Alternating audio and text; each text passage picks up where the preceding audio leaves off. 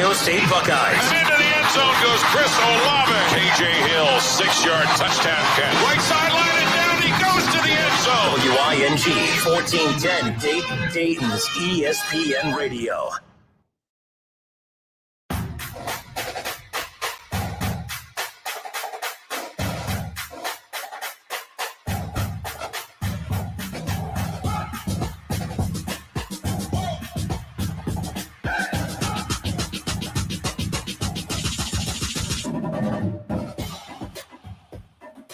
All right, everybody, welcome in. It's the Justin Kinner Show with Kev Nash live here on Dayton's ESPN radio station, 1410 Wing AM. Live on 1410 Wing AM. Kev, if you want to scoot to your left just a little bit more, maybe just a little bit more, just a little bit more. How about that? Yeah, that works too. But we're live on Facebook. If you want to see half of Kev's face, you could tune in now to Facebook Live. Here, that way you can kind of. Oh no, that's not what you're saying. See, you know. There we go. That's what we're really saying. Yeah, it's just kind of cut in half a little bit. Oh, but nonetheless, we are back and rolling here today on a Tuesday. Again, the Justin Kinner Show with Kev Nash, Dayton's ESPN radio station, 1410 Wing AM. Yesterday, we had all the echoes to start. Today, the camera just a little off, but we got that fixed. Everything's fixable. Yeah. Everything's KB fixable. must have been sitting here. He was sitting. That's his spot. That's your spot. It's a lot of people's spot. But let's start this over, shall we? It's the Justin Kinner Show with Kevin Nash live here on Dayton's ESPN radio station, 1410 Wing AM. And for the first time in what seems to be a long, long time, a week and a half at least, Kevin Nash and I are back together on the airwaves. Mr. Kev Nash, how are you? What up, though? You needed that week off. We needed that week off, I guess. You went to, where did you go? I went to Phoenix, Arizona. I flew out there last Thursday. Watched your Browns beat my Steelers on Amazon Prime. Damn right. I went out to some cool tequila bar on Friday, then watched the Ohio State Wisconsin game out there at the Ohio State Alumni Bar, and then went to the Rams and Cardinals game on Sunday. Good times, real good times. How's that stadium, by the way? Cool, man. So it's indoors, as you can imagine, being in the middle of the desert, but it's like see-through ceiling or whatever, or roof. So you get natural sunlight in there as well. And the AC is bumping. It's very cool in there, man. We shot in the end zone, like the corner end zone and everything like that. So I got to go back soon. And I got some stories and some pictures. Did you check out any? Nope, not gonna do it. But you were in FLA. Yes, I went to old Pensacola, Florida. We've gone there, I think, 4 straight years. My best friend got married there 4 years ago. We went to his wedding, and then every year since then, we've gone back. This was the best weather we've experienced. It was like 5 straight days of 90s or higher. It was unbelievable. It was perfect. We got to go on a boat. We got to hang out by the pool all week. Took in a couple beverages, sugar-free, decaffeinated colas to be exact. And me too. Watch my Browns kick your Steelers' ass. So it was worth it. It was a good week. And you beat the Hurricane. Yes, I saw a hurricane is rolling in this week. 2 years ago, I just happened to be in Florida when the hurricane was hitting. Actually, it was supposed to be a tropical storm, and it just kind of steamrolled into the eye of the hurricane coming right over the top of us. I always used to say, I don't feel bad for people who are in hurricanes because, like, you chose to stay. Well, then I found myself as one of the idiots that chose to stay for the hurricane. But to be fair, it was supposed to be a tropical storm. And then it was supposed to just be a category 1. It rolled into a category 2. And I believe it was I think it was about 10 miles per hour away from being a category 3. Yikes. We lost power on the island. No gas. I mean, we couldn't do anything. It was pretty interesting. Got engaged that weekend though. So it was very, very memorable. So there's that. See, I'm getting told on already right off the bat. Mr. Ron Broadstock, I thought we had like a little friendship brewing, but you can throw me under the bus. He goes, let's get right into how Pittsburgh is an arrogant franchise and get Kev up to date. He wants me to catch you up on that yesterday's show. What happened when I was gone? Don't worry about it. First of all, Ron, bite me, dude. Like, seriously, that was a segment because Kev wasn't here. Do you think I would have done that segment if Kev was here? Hell no. Oh, talking trash about my beloved Pittsburgh Steelers. To be perfectly honest, they deserve to be talked about. The offensive line is hot garbage. Matt Canada is hot garbage. They need to fix the team, man. And as much love as everybody, including myself, has for Coach Tomlin and things that he's been able to accomplish in his career, he also has to take heat for this offense. You know, he is the leader of the ship. He is the guy in charge. So he hired Matt Canada. He wants this Matt Canada offense because that's the guy he hired. Matt Canada's offense didn't work at Wisconsin, didn't work at LSU. you thought it was going to work with the beloved Pittsburgh Steelers. It is not. Mitchell Trubisky was brought there to say, like, okay, man, we don't want an old quarterback like Big Ben. Well, this guy that is half of Big Ben's age is looking just like Big Ben looked, throwing short passes, expecting dudes to break off 80-yard runs. That's just not going to happen. So not only are you using a trash offense, but we don't even see the Mitchell Trubisky that he could potentially be because he's running a trash offense. If you were going to continue to run this offense, you might as well have told Big Ben to come on back because you kept half the fan base happy because you got a legendary quarterback. So the offense is hot garbage. The defense is still good. Would love to have TJ Watt back, but they're on the field all the time because they cannot convert third downs at all. Yep. So it's a struggle to watch my team. No, and still worst. But I'm sure you run. But I'm sure you said a lot meaner things about my beloved franchise. Just said that they're getting better every day, and there you go. By golly, that Steeler way. That's right. What is the Steeler way? Refresh me. The Steeler way is winning and winning meaningful games, and they haven't won meaningful games in the last 3 years. Yeah, they made the playoffs last year, and that's to be celebrated, but sneaking into the playoffs isn't technically the Steeler way. Like, for people to be bragging about, like, oh, we made the playoffs, like, well, you made the playoffs because another team had to lose. Yep. The Steeler way is winning your own division and winning your own way in there and not having to wait until the back half of the season and hope this happens, hope that happens. There's a lot of things that need to go right with the Pittsburgh Steelers in order for them to win football games. They have to get 5 turnovers. They have to force 5 turnovers. Minka Fitzpatrick has to take one back to the house. I'm really scared about how this season is ultimately going to pay out, because if you think that Kenny Pickett is about to be the savior, you got another thing coming. If you think that Kenny Pickett is about to turn into Joe Montana out there, you got another thing coming. It's not just Mitchell Trubisky's not an elite quarterback. This offense got problems, and I think it really starts with Matt Canada. Yeah, and it's just one of those. For one, I believe I understood the decision to go with Mitchell Trubisky at the beginning of the season, because if you felt he gave you the best chance to win, then that's fine. But if the quarterback position is not the difference between winning and losing this year, then I don't understand why you just wouldn't roll with the rookie quarterback to find out what you have. And I used to be on the side of, you just don't have enough around him to get a true feel for who he is. We saw Joe Burrow blossom without weapons around him. We watched Baker Mayfield blossom without weapons around him. I know he's kind of, whatever. I'm talking about the rookie years. Lamar, that he took over when he came in as the starting quarterback, he had no weapons around him. You can argue he still doesn't, and he still shows, his greatness. The problem is the greatness of the rookie quarterbacks over the last 5, 6, 7 years has ruined it for guys like Kenny Pickett to be patiently, brought in. Yeah. I know people like to bring up Patrick Mahomes, but the difference is the Kansas City Chiefs were division winners that year in a playoff team. It's not like they needed to go to Patrick Mahomes. When you have teams like this, I know the Browns tried to be patient with Baker and they went with Tyrod Taylor. Then they tied the Steelers week 1, lost in week 2, I believe, to the Chargers. And then, had that debacle against the Jets in the first half. And then Baker comes in and everything, they won 7 games after that, which was a lot for a team that had won 1 game the previous 2 seasons combined. So it is what it, but the bottom line is at this point, I'm not really feeling for the Steelers right now. It's kind of nice. It is strange that we're at a point where, as a Browns fan, and I know all our Bengals fans listening, we don't fear the Steelers anymore, man. Like it's just, that's strange to me. And that's why I was so mad at your team yesterday, is because I didn't get to come in and brag about beating the Steelers, because it's not the same thing. Your team, I just wish your team was at the point where when we beat them, I could feel good. Man, we beat the Steelers. Now it's like, well, damn right better beat the Steelers. My gun. You know what I mean? Like, it's at that point. For me, I'm still perturbed that they drafted Kenny Pickett. I wanted them to grab Tyler Linderbaum from Iowa, the center, and anchor that offensive line. Look what Tyler Linderbaum is doing for the Ravens right now. Look what he's doing. Yep. Look what he's doing for him. Look what they're doing for that offensive line. He's protecting Lamar up front and everything like that. Granted, they're on their 3rd left tackle, but he's an anchor to that offensive line. Rookie starting off the rip. I would have preferred drafting him over Kenny Pickett, especially when you sign Mitchell Trubisky and then let the dice roll where they may, because there's a lot more prospects in this upcoming draft that are better than Kenny Pickett. So it's going to be a rough year for my Pittsburgh Steelers. Lots to get into on today's show, but yes, thanks to Ron Broadstock. I was hoping Kev did not catch any of yesterday's show, and then I didn't. I was on the airplane. Okay, good. So so I was just hoping I can kind of breeze through the show and not act like I bashed all Steelers fans yesterday for about a good 2.5 of the 3 hours. It got so bad to where a good friend of the show, Miss Ann Anderson, called me out and said that my NFL bias is showing and I need to, spread the topics around. And I said, you are absolutely right. And you know how I am when people call me out. I get angry, but I respect Miss Ann Anderson. So I gave her what she wanted.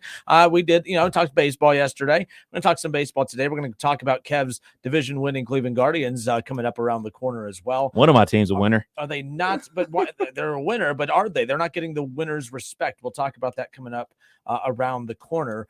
The Cleveland Guardians seem to be the one Ohio professional sports team that when they win, no one seems to care outside of their own fan base. The Cleveland Cavaliers, laying Donovan Mitchell, and this whole entire state goes crazy. The Columbus Blue Jackets, a hockey team, and hockey doesn't have as much of a following as some of the other major sports, but I felt the whole state of Columbus, I felt the whole state of Ohio rally around Columbus to support the Blue Jackets when they made that playoff run a few years ago. I feel it everywhere. So for the Guardians, it just doesn't seem like anything has happened, and they just won the division. We'll talk about that coming up around the corner. All right, it's the Justin Kinner Show with Kev Nash here on 1410 ESPN Radio. We'll step away for a few moments. I want to pick up with that. Of all the professional sports team here in the state of Ohio, are the Cleveland Guardians the least interesting, the least respected?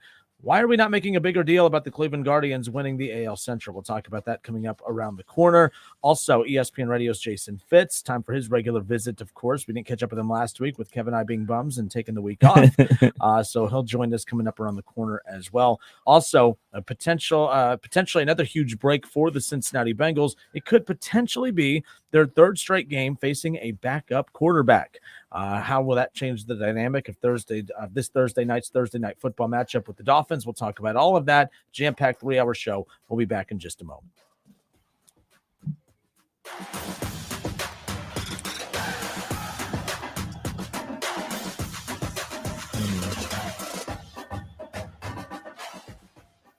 The Justin Kinner Show with Kev Nash, presented by Brad Mays with Home Experts Realty. Weekdays at 3 p.m. on 1410 ESPN Radio. ESPN 1410 Wing AM weather. The mid-afternoon and early evening will be partly cloudy, a high near 65. Tonight's going to be mainly clear, a low near 45. And tomorrow's going to be partly cloudy, a high near 65. I'm Pete Spivak for 1410 ESPN Radio. Weather is brought to you by Cullet Propane. 98% of their customers recommend Cullet. If you wouldn't recommend your current supplier, check them out at culletpropane.com. Are you seeing the telomeres here? Come here, look at the scope. Dr. Ocasio's lab startup just discovered a gene therapy breakthrough. The cells have already doubled. He needs a fleet of research assistants before this breakthrough breaks them. We need lab techs, research assistants. Indeed can help him hire great people fast. I need Indeed. Indeed you do. We instantly connect you with quality candidates whose resumes on Indeed match your job description. Visit Indeed.com/credit and get $75 towards your first sponsored job. Terms and conditions apply. When you download the Home Depot app, taking on big or small projects starts with a tap. It's your pocket-sized toolbox for getting more done. Image search helps you find what you need with a snap. Store mode pinpoints exactly where to go to get what you want while you're at our store. Or just tap to arrange for easy curbside pickup, all from the palm of your hand. It's the app that's made for doing. The Home Depot app. How doers get more done. Chest up, engage your core, dig At deep. Misty's gym, boot camp gets pretty close to the real thing. Stack those plates like She you're wants to spot a personal trainer with a military background. I can cover this week's boot camp, but we need someone stat. Is it your cousin a Marine? Indeed can help her hire great people fast. I need Indeed. Indeed you do. We instantly connect you with quality candidates whose resumes on Indeed match your job description. Visit Indeed.com/credit and get $75 towards your first sponsored job. Terms and conditions apply. Progressive presents Don't Do It Yourself. Okay, read me the manual. Using a Phillips screwdriver, drain die Haube, bis sie fit sitzt. What was that? Drain die Haube, bis sie fit sitzt. This sounds like another language to me. Okay, maybe we should bundle our home and auto with Progressive. We could save big, then pay someone to do it for us. Maybe. What's next? Next, pony ostium pronus intera. Was that one Latin? Save when bundling home and auto with Progressive and use the money to, not do it yourself. Coverage from Progressive Casualty Insurance Company affiliates and third-party insurers. Bundle discount not available in all states or situations. Come and get it. In just 2 minutes, an Oral-B electric toothbrush can change your mind about what a toothbrush can do. In just 2 minutes a day, its dentist-inspired round brush head cleans 100% better than a regular brush. And in less time than the average commercial break, you can get that purifying, clean feeling like you just left the dentist. Not bad for just a couple of minutes. Oral-B. Brush like a pro. Come and get it. When Big Mobile charges you an arm and a leg, they're taking your money and your power. And your arm and leg. Boost Mobile gives your power back with an unlimited plan for $25 a month on one of America's largest 5G networks. We can't give you back your arm and your leg because we're not qualified surgeons. Unless you're an iguana who can grow limbs back. Switch to Boost and get an unlimited plan for $25 a month. Boost Mobile. Unleash your power. New customers only. One line, $25 per month with autopay. Additional restrictions apply. See boostmobile.com for details. Test drive your future career at RTA's interactive hiring event, September 27th at UD Arena. No CDL, no problem. RTA offers on-the-job training. Interviews are from 7 a.m. to noon and again from 3 to 7 p.m. RTA, it's not just a job, it's a career. I'll second guest dinners with friends because they can be interrupted by diarrhea, gas, bloating, stomach pain, or oily stools. It turns out I have EPI, or exocrine pancreatic insufficiency, which means I'm missing the enzymes needed to digest food. My doctor prescribed Creon, pancrelipase, an oral prescription medication that replaces pancreatic digestive enzymes. Creon treats EPI due to cystic fibrosis, chronic pancreatitis, pancreatectomy, or other conditions. Creon may increase your chance of fibrosing colonopathy, a rare bowel disorder. Tell your doctor if you have a history of intestinal blockage or scarring or thickening of your bowel wall, if you're allergic to pork, or if you have gout, kidney problems, or worsening of painful swollen joints. Call your doctor if you have any unusual or severe gastrointestinal symptoms or allergic reactions. Take Creon as directed by your doctor and always with food. Do not chew capsules as this may cause mouth irritation. Other side effects may include blood sugar changes, gas, dizziness, sore throat, and cough. These are not all the side effects of Creon. Creon is the #1 prescribed EPI treatment. Ask your doctor about Creon for EPI and visit creoninfo.com or call 800-633-9110 to learn more. That's CREON info.com. Have you heard? $5,000 sign-on bonus. That's right. My friends at Cordell Transportation are now hiring Class A CDL drivers for home daily dedicated lanes, no-touch freight with brand new equipment, and offering a $5,000 sign-on bonus paid over 18 months, paid orientation, company 401k. Plus, they're now hiring recent truck driving school graduates. Apply today. Online at CordellTransportation.com. Driven to succeed. Listen to this station anytime, anywhere on Odyssey. Odyssey is your new audio home for all the music, news, sports, and podcasts that matter to you. Odyssey. That's AUDACY. Hey, I'm Andy, and every morning I wake up thinking about shaving. When I started Harry's almost a decade ago, the shaving industry was a mess. Flashy, overpriced razors as far as the eye could see. I just wanted a great shave at a fair price. Too much to ask? I didn't think so, and that's why I started Harry's. 10 years and 20 million Harry's customers later, we're still obsessed with giving you a quality shave experience. Sharper blades, a better lubricating strip, and making our handle grippy in all the right places. All upgrades based on your feedback. And it all comes at a great price. Seriously, as low as $2 per cartridge. These days, my mornings are a little bit different. Morning, girls. But I still wake up thinking about shaving. Our starter set has everything you need for a close, comfortable shave. 5-blade German-engineered razor, weighted handle, and shave gel. Get yours now for just $3 with free shipping, backed by our quality guarantee. Just go to harrys.com now and enter code TOPDOG at checkout. That's harrys.com, code TOPDOG. It's the Energy Savings Event at Lowe's. Save energy and money on select major appliances, including Whirlpool. Selection varies by location. Exclusions apply. Visit Lowe's.com for details. Valid through 9/28. The Justin Kinner Show with Kev Nash. Presented by Brad Mays with Home Experts Realty. Weekdays at 3 p.m. on 1410 ESPN Radio.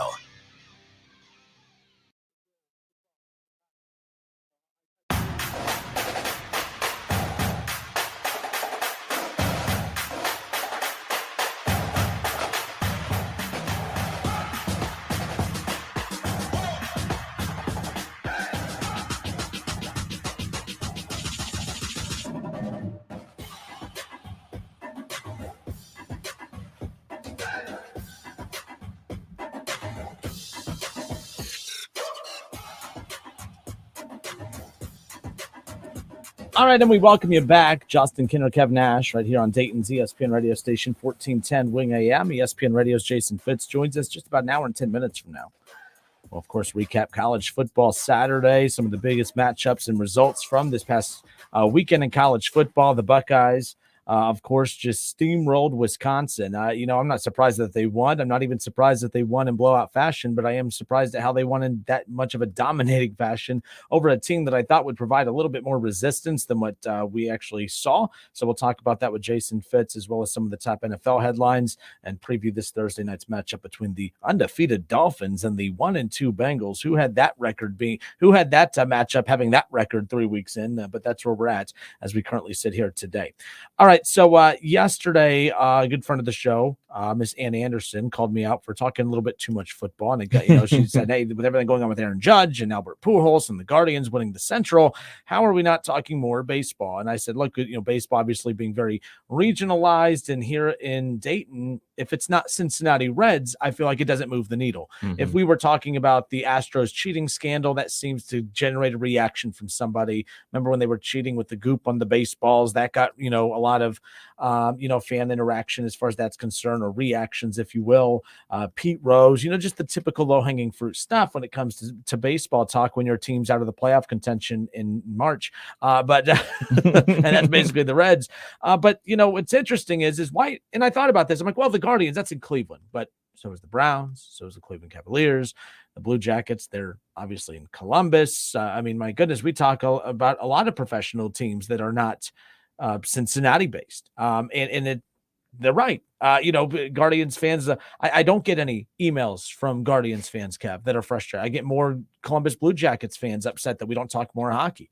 There seems to be more of a clamoring for Blue Jackets talk than there is for Cleveland Guardians talk. And the Cleveland Guardians just won the Central 86-67. They won it by 10 games. Yes, sir. They near 90 win team. Is the Central that great? No, it's not. But we're talking about a team that regularly wins this division, that regularly sends out their top players. They moved on from Francisco Lindor. They moved on from Trevor Bauer. They moved on from a lot of these big names that you're like, maybe that's it. Maybe that just they punish their fans in different ways than the Reds do. The Reds, they're good players. They ship out just like the Guardians, but the Guardians are kind of an enigma because they win games post their great players. It doesn't make any sense. But Kev, I guess the question I have for you is, because you're a big Guardians fan, to you it's a big deal that they won the Central. To you it's a big deal that they're back in the playoffs. But why is it that Donovan Mitchell gets traded to the Cleveland Cavaliers, and my goodness, we stop mid-show to talk about it. Social media blows up. It's breaking news on all these major sports shows out there. That's a big deal. It's the Cleveland Cavaliers, not the Cincinnati Cavaliers, not the Columbus. It's Cleveland Cavaliers, the Cleveland Browns. Anyone on the Browns roster that does anything is major news across the entire state, even more so outside of the state, around the country.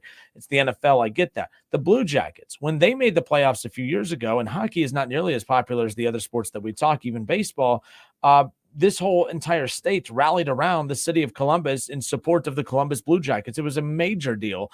It was a major talking point, So I don't know. I don't get it. I don't know why the Guardians winning the division and going to the playoffs, why is this not a bigger deal? And why is the Cleveland Guardians, why do they seem to be the one Ohio professional sports team that just does not move the needle when it comes to pro sports fans around here? I wish I had a good answer for you. I could just say it as, I don't know any Cleveland Guardians fans that aren't from Cleveland. I'm sure Yankees fans that aren't from New York. I know a ton of them. I know a ton of people that are fans of the Dodgers who aren't from LA. I just don't think like the Cleveland Guardians have that national appeal that these other franchises do. Look where we're at. We're in Dayton, Ohio, but this is Reds country. And there are so many Reds affiliates across the country, in West Virginia, in Kentucky, and everything like that. We see those people at Reds Fest and everything like that. I don't necessarily believe that Cleveland has that fan base like that in baseball, at least not to my knowledge. I've been living down here in Dayton since I left at 18 years old.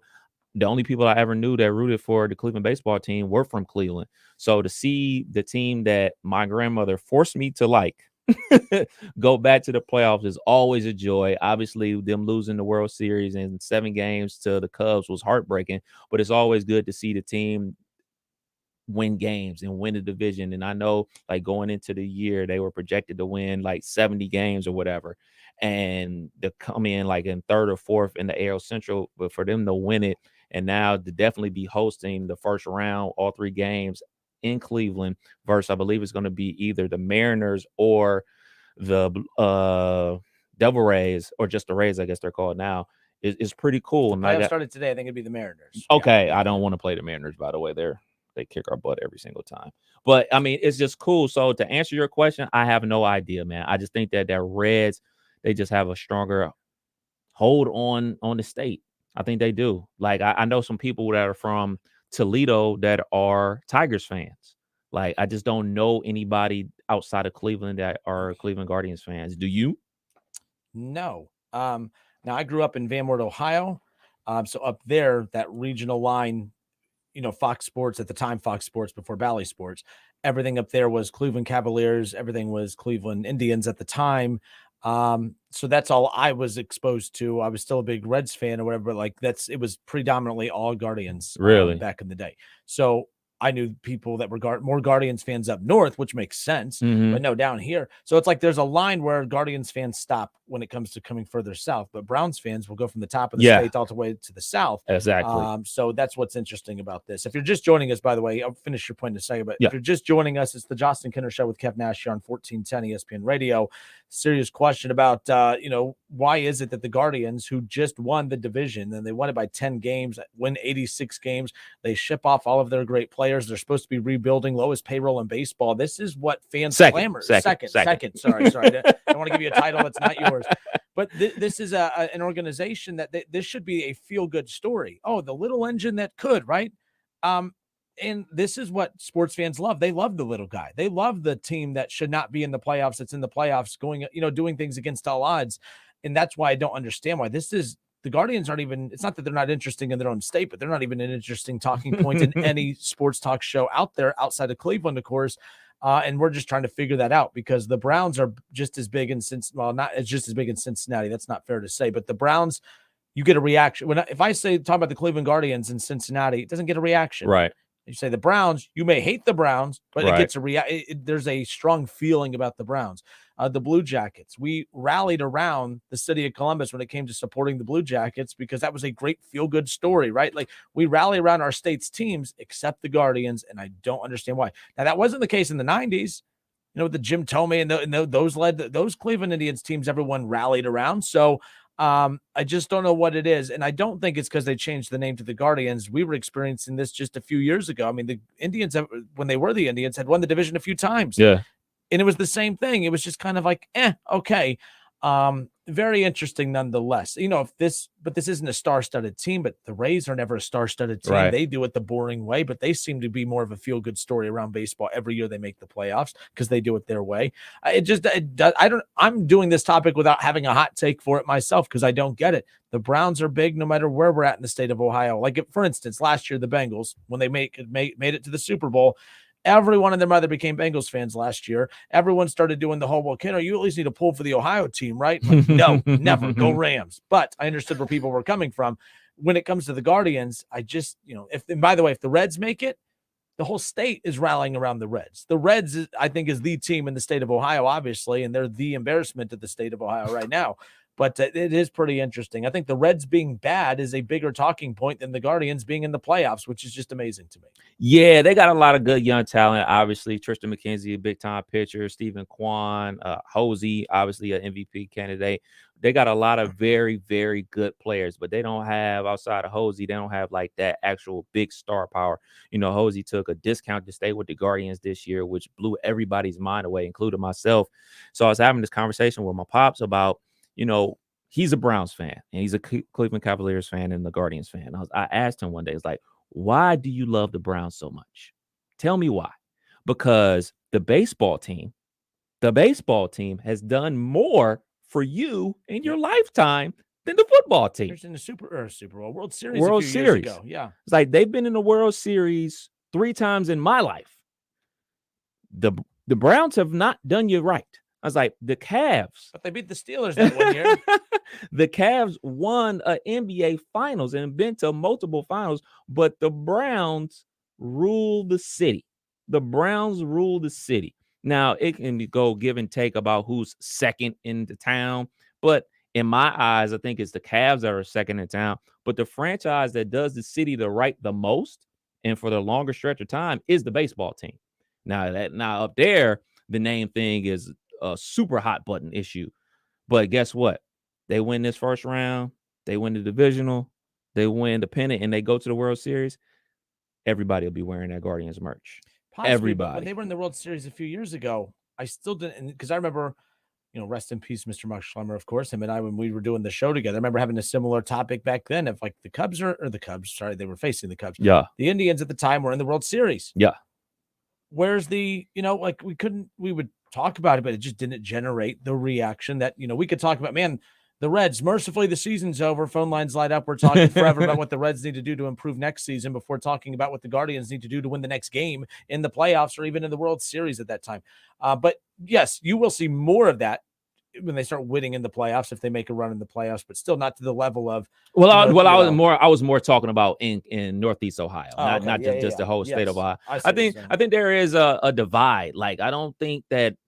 Like, I think Reds fans are like, oh, yeah, if I have to root for somebody, of course I'll root for the home state team. But, like, when I was a kid and the Reds were good and they were in the playoffs and the Cleveland baseball team wasn't, I wasn't rooting for the Reds. I was like, well, it's not my team. Like, so why should I care? Like, and that's how I get down with all sports. Like, if my team isn't in it, I'm just watching for entertainment value. So I'm not sure if that's how everybody else does it, but this is a very good baseball team. And for all the people out there, including myself, that say, oh, man, that's all they do is try to hit home runs. They don't play small ball. This Cleveland baseball team, the Guardians, they play small ball, mainly because they have no other choice. But they play small ball, and they have very good pitching. And they're going to be getting Pascal back from the 15 DL just in time for the playoffs. So, goodness gracious, please win this first round series, for goodness gracious.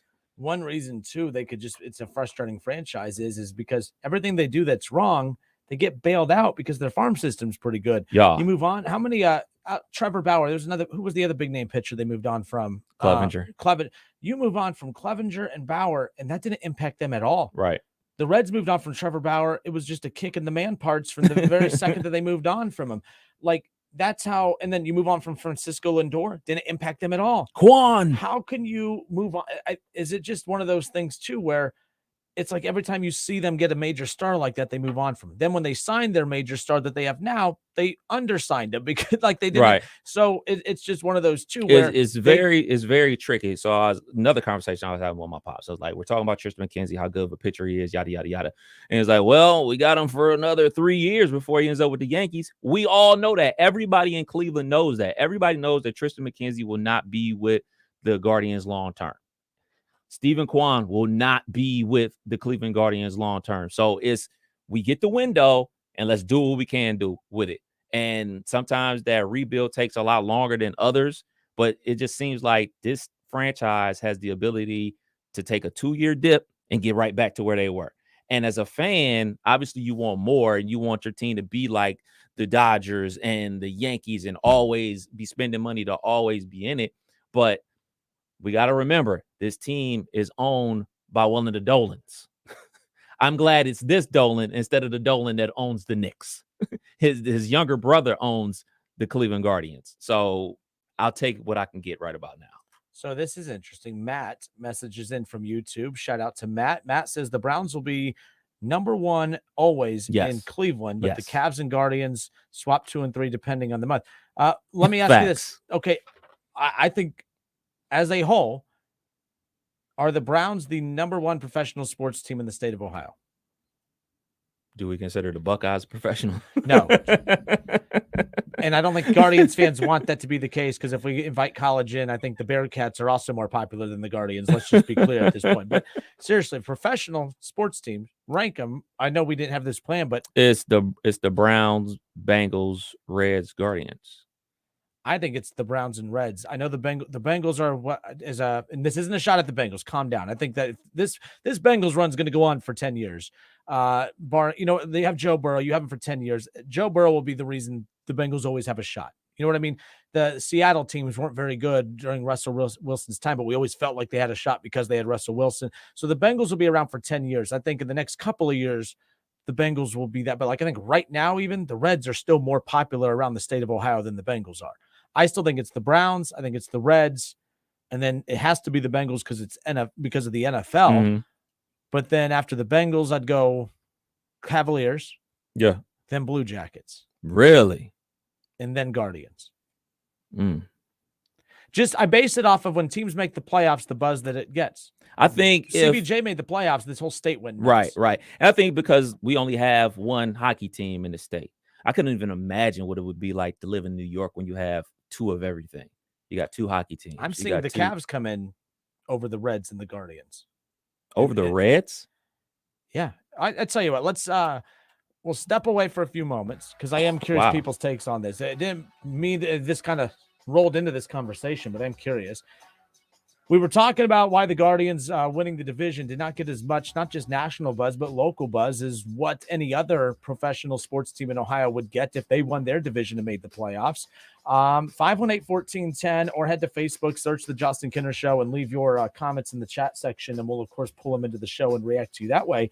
But I am curious if you were to rank the professionals, not Buckeyes, not Bearcats. We're only talking not Dayton Flyers basketball. We're talking specifically professional sports teams, even though Ohio State might be, but you know what I'm saying. No Ohio State. Those are the rules. But rank the professional sports teams in the state of Ohio based on popularity. I think the Browns are the most popular team in the state of Ohio. All right, get around here. That's going to be a tough pill to swallow, but I think that's the reality of it. But we'll talk about that. 518-1410. Phone lines are open. Give us a call.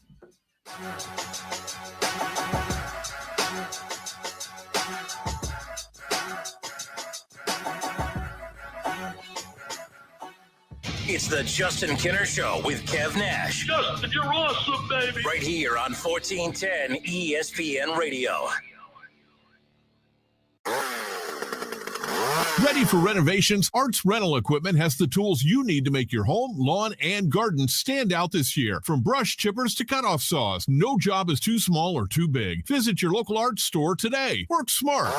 Rent from Arts. Hi, this is Joe Cordell with the law firm Cordell & Cordell. When the prospect of divorce becomes a reality, you need a partner that you can count on. If you're a man in this situation, consider contacting Cordell & Cordell.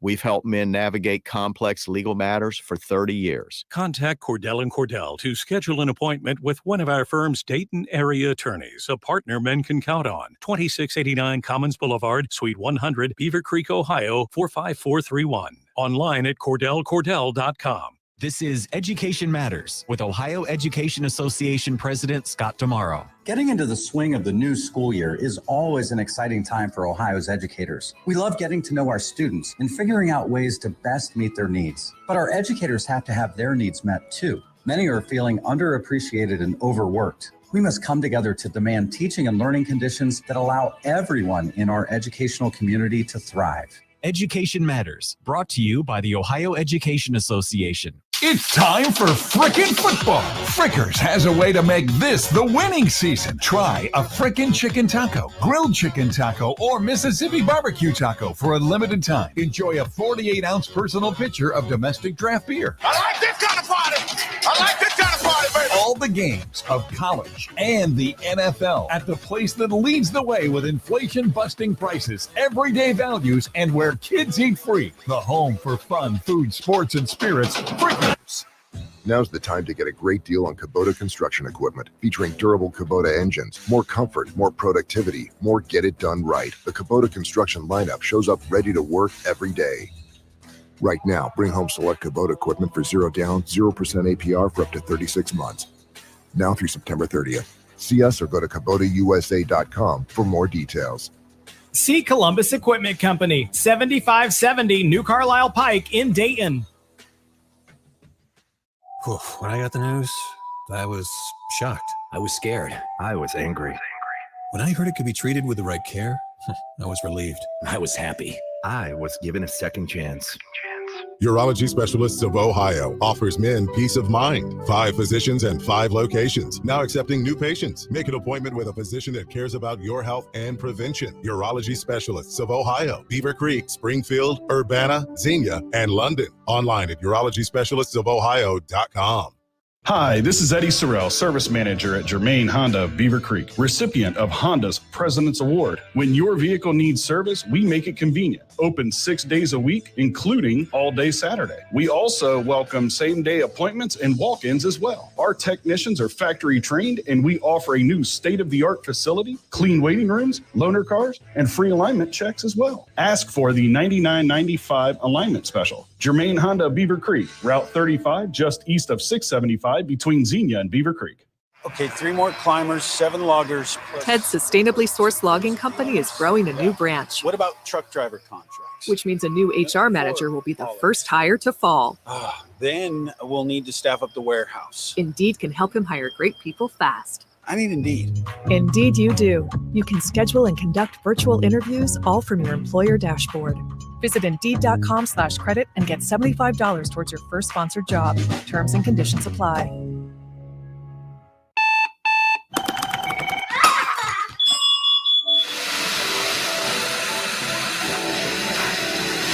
If it's just another day, that doesn't mean you deserve just another shower. Nebbia by Moen Quattro creates 4 unique shower experiences: relieve, soothe, clarify, and cleanse, to give you all the escape while using 50% less water than standard showers, making your everyday routine an experience. Water designs our life.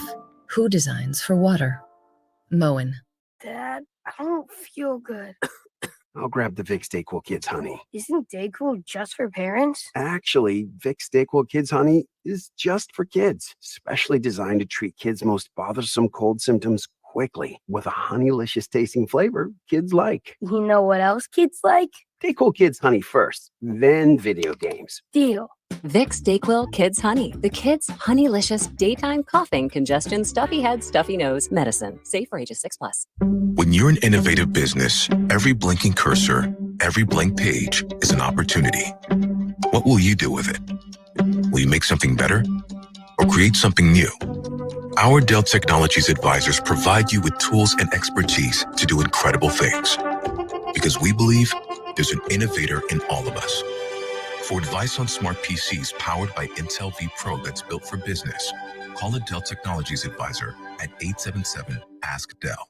Hello, it's John Kozik, founder and president of TurboTrack Realty, and I buy real estate as is, fast for cash. Give us a call today for an all-cash offer at 614-470-2000, 614-470-2000. I buy inherited properties, vacant homes, rentals, commercial properties, and apartment buildings. Give us a call today and speak with one of our friendly staff members at 614-470-2000, 614-470-2000.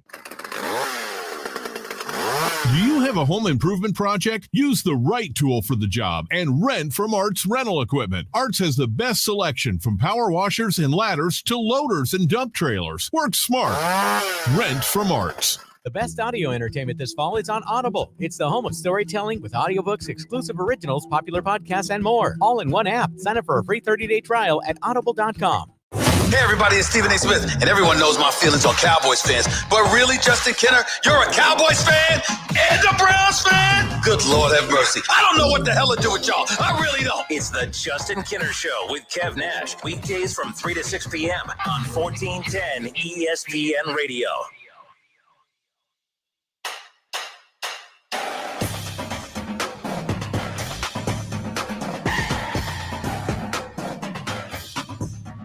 The Fairmont Firebirds will welcome in the Miamisburg Vikings this coming up Friday night, and that will be, of course, our ESPN Dayton High School football game of the week. How about Fairmont, Kev, upsetting Springfield last week? I wasn't in town, so all this is news to me. It's a big win for Fairmont. And I prefaced this yesterday. Like, I feel kind of bad calling it an upset. I know Springfield's a dominant program, and they're the favorite in every game that they play. But with as dominant as Fairmont has been over the last couple of years, especially since Dave Miller's taken over, like, I don't know if that's necessarily an upset. I think it's just because they play a style that's not the most aesthetically pleasing. So we just automatically assume that the more exciting, flashier Springfield Wildcats team is the, but like, Fairmont is dominant at what they do. Springfield's dominant at what they do. And Fairmont not dominated, but you guys know what I mean. Like their style of play dominated the matchup, because that's what you have to do. Fairmont has to dominate their style of play to win any game. To where Springfield, they're very versatile. They could win in many different ways, but kudos to Fairmont. That was a big game. An upset, yes, but not in the means of like, oh, they were a super underdog in that. That's just a huge win. for them. And they have another big one against Miamisburg, who took care of Northmont this past week. And that was after Miamisburg. I'm not going to lie. They did not look good. I don't like talking bad about high school teams and players, but they looked very, very rough against Wayne a few weeks ago. And I was like, this is not the team I was expecting to see this year. But then they flipped that switch in that big win against Northmont this past week. I think Preston Barr, their quarterback, threw for like 300 yards, 2 touchdowns, and then rushed for 3 more on top of it. So didn't have him in fantasy football. Yeah, but no kidding, God. That's some Lamar Jackson type stuff, except 2 passing touchdowns. I'm just joking. Lamar's very good at passing this year. What? Leads the NFL in touchdown passes. Yeah, but he's trailing the Browns on the standings. Just saying. Go Browns. All right, everybody, we welcome you back. Justin Kinner, Kev Nash with you here on Dayton's ESPN radio station, 1410 Wing AM. We somehow got into this not really a debate, but just more of a conversation about who are the most popular. If you had to rank, I don't know. I mean, we said pro.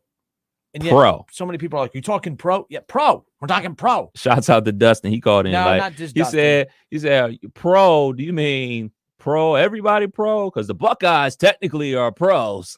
Follow the rules. Follow the rules. Pro, professional sports team. But the most popular professional sports teams in the state of Ohio, from most popular to, I guess, least popular, but even the least popular team still has a huge following, like the Cleveland Guardians. I think let me just preface it with this. I think the Browns are the most popular professional sports team in the state of Ohio, and I think the Cleveland Guardians are the least popular professional sports team in the state of Ohio. Would you agree? No. Who would you think is the least most popular? Blue Jackets. Blue Jackets? That could be fair because of numbers-wise as far as followers. I think there are a lot more Guardians fans throughout the country than there are Blue Jackets fans. So I guess there's, from that standpoint, yes. But where I came from with my list was just mainly because of the fact that the Guardians make the playoffs. It's just kind of, oh, cool. Little golfer's clap, But when the Blue Jackets made, but to be fair, it was the storyline of the Blue Was that Jackets, their first time making the playoffs? and then first, winning in the series, and then moving on and advancing, and then to do it against one of the top teams in the NHL that year.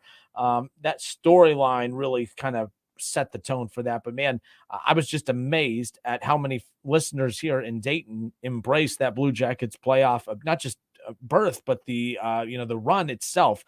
I don't get that same vibe. At least me personally, I don't get that vibe when the Guardians do it here. So let me ask you this. If the Guardians were able to win that World Series versus the Cubs, do you think it would be different? I don't know. Possibly, yes. I don't know. That's not a good answer. I get that. But the reason I don't know is because the Guardians, it doesn't make sense. I don't know why they're not more popular. We do not embrace them at all. Kev is ready to kill me every time we're doing that. Anytime our show prep meetings once in a while. Hey, what about my Guardians? Shut up, Kev. I'm trying to make our show notes.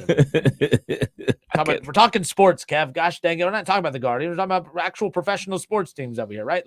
But yeah, so Ron Broadstock, he says the Browns are the most popular team in the state of Ohio, followed with the Reds behind them and the Bengals. So his list, the Browns, Reds, Bengals, Cavs, Guardians, Blue Jackets. My list, the Browns, the Reds, the Bengals, Cavaliers, Blue Jackets, Guardians. I think that right now, I think CBJ probably should be last. I think it should be last. But I just, based on the vibe right now, I'm like, the Guardians just made the – if the Reds clinch the playoffs right now, this city would be insane. Cincinnati would be insane. I think the state of Ohio would be insane. It is what it is. Someone messaged into the show talking about the rebrand, and that has something to do with it. I think that hasn't helped. Let's just be clear. I do not think that has helped. I don't like the Guardians name. I think it's kind of cheesy. I think it was kind of, it was very just generic. I don't know. I think, you know what I mean? Like if you were from Cleveland, you will understand it more. Even though I know people from Cleveland that didn't want the name change and everything like that, but they understand like, well, this is, it's Indians, Guardians is still kind of same, but like it still has a story of the city with the 2 Guardians on the bridge of Cleveland. So it made a lot of sense to those people. But yeah, I understand where people are coming from. But like, shouldn't the main thing be winning? Like, is the name about winning, or are you about just having the name that is attached to what you grew up on or what you grew up believing the team name should be? Shouldn't it be about what this team has been able to accomplish on the field of play? Yeah. So Scott Campbell on YouTube, he messages into the show and he says, if the Guardians won it in 2016, it would be different, but not have the same impact as when the Cavs won their championship. Now, I know this sounds weird. Like LeBron LeBron won that championship. The Cavs didn't win that championship. Am I wrong in saying that? Like, I think if this team can make it to the Eastern Conference Finals, and I think that this Cavs team, that would be a bigger accomplishment than them winning the title with LeBron. And I don't know why. Hear me out. Because this is the first time, like the Cavs, when you think of them winning a championship, it's LeBron and LeBron only. LeBron and LeBron only. No. Like, hear me, like, yes, like I do. Does Cleveland get credit for that championship from a what am I trying to say? From a perspective, like in people's perspective from around the country? Cavaliers won that. It's always, that when LeBron won the title in Cleveland. It's not the year the Cavaliers. I think that's won an the title. NBA thing. I think that's more of an NBA thing. Like they just, all right, this the best player on the team. But you can understand where I'm coming from. I'm Yeah. not I think necessarily it's more. I think it's a more of a just a NBA thing. It's more of an, because when we talk about the Kobe and Shaq Lakers championship, and then they say the Kobe championship, they don't really mention Paul Gasol, even though he was the second best player. Like that's like an NBA thing when you're talking about championships. But if the Cavs make it to the Eastern Conference Finals, that is nowhere near what the. Did you see that parade in 16? That's a real parade, people. I love that McNeil dude on Twitter who always uses that parade to. He always use that picture for everything. Yeah, man. Like that was just a culmination of everything. It was a culmination of everything. The city finally winning the championship for the first time in God knows how long. Obviously LeBron James being from Northeast Ohio, winning the championship in his home state and everything like that. It was just everything wrapped up into one. And oh my goodness, my brother went to that championship parade along with his best friend. They had a blast, and I just can't wait for the day for the Cleveland Guardians to win it, because they win that. I'm dragging my grandmother to that, and we're gonna have a party. And I thought we were gonna do that in the year that we lost to the Cubs. So I guess when I brought that up about LeBron and the Cavs is because that when he came back, they just basically restructure that entire roster, and it didn't feel organically built anymore, I guess. I see what you're saying. That's what I meant by if this group makes it to the Eastern Conference Finals, I think that's going to feel more gratifying than when LeBron grassroots. Came back. Because it's your team. To where LeBron, that was LeBron's team, but this is the city of Cleveland's team. Like Donovan Mitchell, that's just what good teams do. When you finally, because what they didn't blow up the roster to go get Donovan Mitchell, right? They added Donovan Mitchell to what was already a homegrown playoff caliber roster. So that's the difference as far as that's concerned. But interesting nonetheless. So I'm seeing a lot of, how about the Reds being the second most popular team in the state of Ohio? I thought there would be more pushback from Bengals fans. I am very shocked that they have not given that more pushback. I think that there's just too much history with the Reds. You can't make one Super Bowl for the first time in 30 years and think that automatically puts you past the Reds.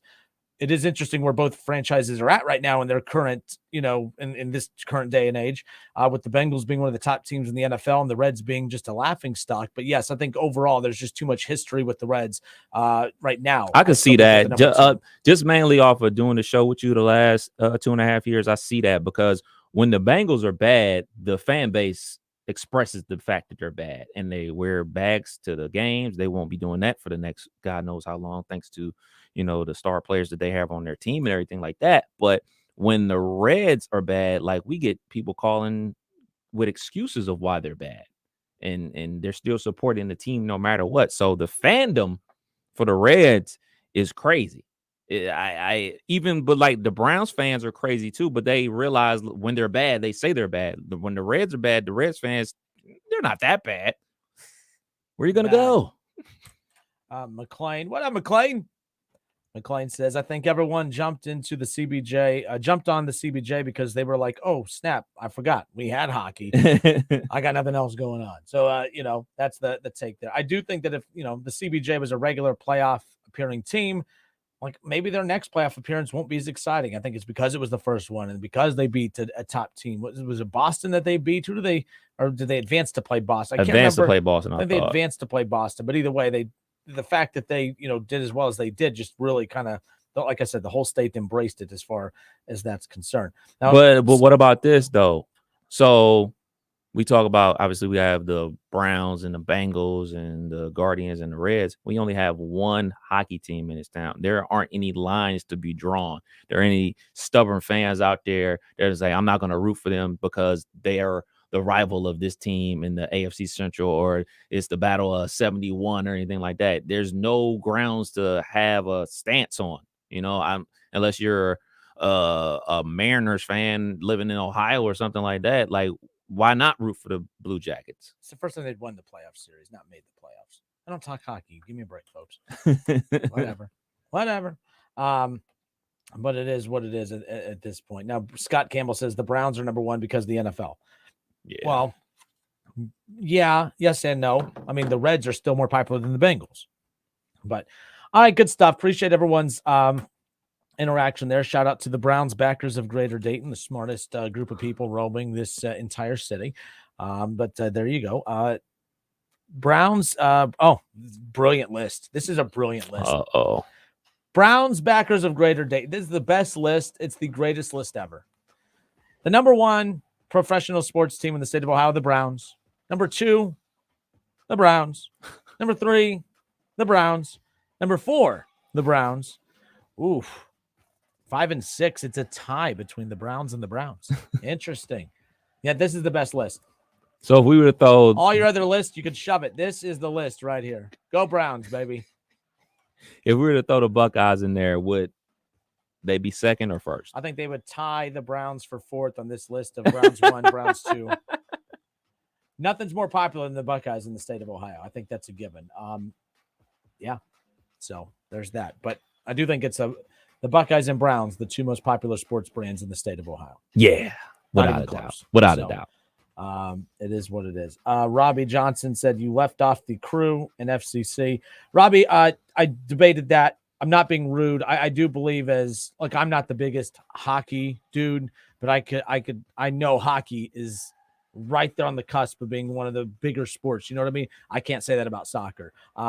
That's why I left them off. Robbie, if you're a soccer fan, I'm not poo-poo. I'm not smart enough to follow soccer. I'll just admit, I watch soccer and I'm like, I don't get it. But that's okay. I'm not going to poo-poo on you for being a soccer fan. But Robbie, let me ask you, if you're a soccer fan, you're more familiar. I'm just not familiar with the brands. I know who they are. Okay. I've been to a crew game, really want to make it to an FCC game over in Cincinnati, of course. But I'm just curious, where would you, if you're a soccer fan, where would those brands be moved in there? I just don't think they could be in there. I think that if we're going to add them in there, I'm putting them at the very bottom, not to take a shot at you, Robbie, mainly just because I'm just not a soccer guy and don't get it. So I'm just curious where you would kind of put them in. Again, not taking a shot at soccer fans. I don't follow it enough to really, you know what I'm saying? I know what you're saying. So, okay, Robbie's cool. He says objectively the bottom. Thank you for that. All right, cool. All right, it's the Justin Kinner Show with Kev Nash on 1410 ESPN Radio. Hour 2 coming up next. In Hour 2, we'll hear from ESPN Radio's Jason Fitz. Excited to talk with him. Brandon Kelty, by the way, makes a good point. People care more about European soccer than MLS. Major League Soccer, of course. That's valid as far as that's concerned. So there you go. Brian Staley says, as an outsider from Chicago back home, they think the Reds first. However, living here now, I think Browns first when I think popular professional Ohio team. Wow. So, yeah, I see Reds jerseys everywhere I go, no matter what state I'm in. That's the one thing I do know. It's not like I see Browns jerseys everywhere, but I see Reds jerseys everywhere I go to. Real quick, I know we got to go to break. So, like everybody knows, I was in Arizona this weekend. Went to a Buckeye alumni bar. They have a Buckeye. They have a Iowa bar out there too, and a Nebraska bar. I didn't know. Those fans need to drink. I didn't know. I just didn't know that the fan base. That's an underrated fan base right there, though. They played in Dublin against Northwestern. Yep. Like, I thought when they showed the game day crowd there, it wasn't game day, but when they showed shots of the amount of fans that lined up, like that, you know what I mean? Like that filled up this entire park before the game. I thought it was game day at first because that's how many fans were. That's how many fans didn't just go to that game that actually left the country to go watch Nebraska football. I expect that if Ohio State does that, but not Nebraska. So that fan base is very underrated as far as the passion that they have, as far as that's concerned. Buckeyes ain't giving up no home game. No. They want that money. No. All right, folks. Hour 2 next.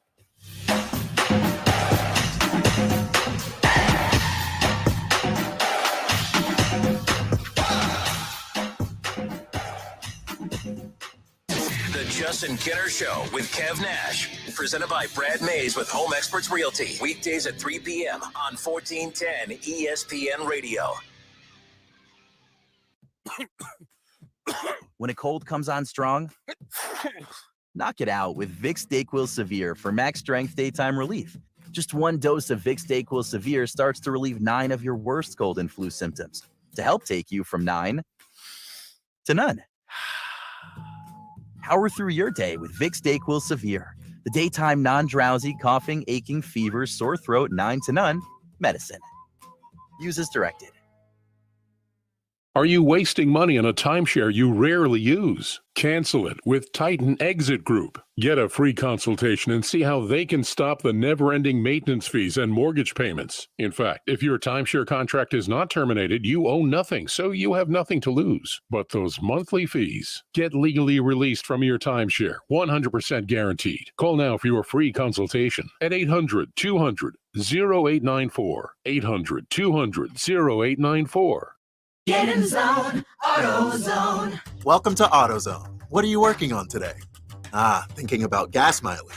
You know, an oil change with full synthetic oil like Valvoline Advance can help your engine get more miles. Right now, you can get 5 quarts with an STP Extended Life oil filter for only $36.99. Find your solution for better fuel efficiency today at any of our 6,200 stores or on AutoZone.com. Get in the zone, AutoZone. Restrictions apply. Yo, Pablo Torre here, host of the ESPN Daily Podcast. When you want to go beyond your feed, when you want to get inside the score, when you want to get behind the highlight, there's ESPN Daily. Go deeper into the stories of the moment. Get the exclusive access and insider perspective that only ESPN can give you. ESPN Daily, hosted by me, Pablo Torre. Listen and subscribe wherever you get your podcasts. Want to make tonight's dinner a true winner? Just stop by Lee's Famous Recipe Chicken and pick up a 12-piece family meal at a great price. You'll get 12 pieces of our classic Famous Recipe Chicken that's honey-dipped, hand-breaded, and pressure-cooked just right, along with 3 of our large sides and 6 fluffy biscuits. This is temptation times 12. Get the family meal that's big on flavor and on value with the 12-piece family meal. Only at Lee's. Famous for chicken. Need a U.S. passport? We can help. Hi, this is Mike Foley, your Montgomery County Clerk of Courts. Visit one of our convenient auto title locations in Huber Heights, Clayton, downtown, Moraine, and Centerville. Make us your first destination before you travel abroad. No appointments ever needed. We do passports.com for more info. Cordell Transportation is now hiring Class A CDL drivers. Excellent pay, benefits, and a $5,000 sign-on bonus. Apply today. Online at CordellTransportation.com. Driven to succeed. The best audio entertainment this fall is on Audible. It's the home of storytelling with audiobooks, exclusive originals, popular podcasts, and more. All in one app. Sign up for a free 30-day trial at Audible.com. WING 1410 Dayton. Dayton's ESPN Radio.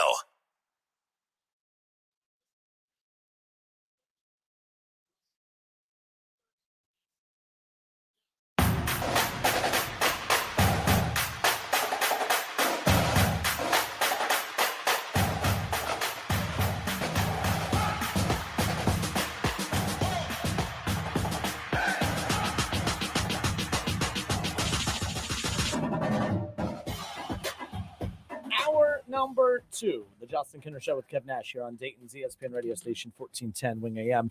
ESPN Radio's Jason Fitz joins us a half hour from now. Of course, we'll talk about the Buckeyes' big blowout win under the lights against Wisconsin this past weekend. As we talked about, again, Ohio State, another one against Rutgers coming up this weekend. Then you got Iowa and Michigan State, or Michigan State and Iowa coming up in the coming weeks as well. So we'll talk about that with Jason Fitz, as well as some of the other top college football headlines from over the weekend. Kev, the Cincinnati Bengals and the Miami Dolphins coming up on Thursday Night Football. Now, I talked about this on yesterday's show, but I honestly cannot think of a time where there was as big a game on Thursday Night Football as what there is this week, because Jay Morrison covers the Bengals with The Athletic. He joined the show. We talked about how important this game is because you have two teams right now who have come out of the gate with starts to the season a little unexpected. We knew that the Dolphins would be a much improved team, but I don't think they expected to be 3-0 after, especially when you had to play the Ravens and the Bills in 2 of the first 3 weeks of the season.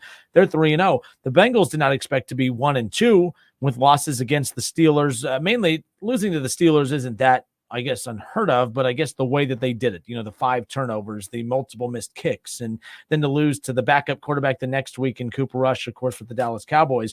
But they're 1-2 to start. They did beat the Jets this past Sunday, but this is a ginormous game on Thursday night because that means for both teams, you're 1 month into the season, and the result of this game can really fall on the lap of both teams saying, man, I can't believe we're at this record at this point. If the Dolphins win, and they're 4-0, and the Dolphins, by the way, that means they would have beaten the Bills, the Ravens, and the Bengals 3 of the first 4 weeks of the season. That doesn't get it. I don't think anyone envisioned the Dolphins to be 4-0 to start the season, and that just shows you the impact of Tyreek Hill, because it's not just him having to touch the football to make that offense explosive. And it's not like Tua Tagovailoa has been dominant. I know he had that 600-yard, 6-touchdown or 400-yard, 6-touchdown game that he had. It was beyond impressive, don't get me wrong. But he's been a huge addition to the swing of that Dolphins team. Of course, defensively, I love their coach. I just find him very interesting. He looks like a sitcom character. I'm a big fan of his and whatever.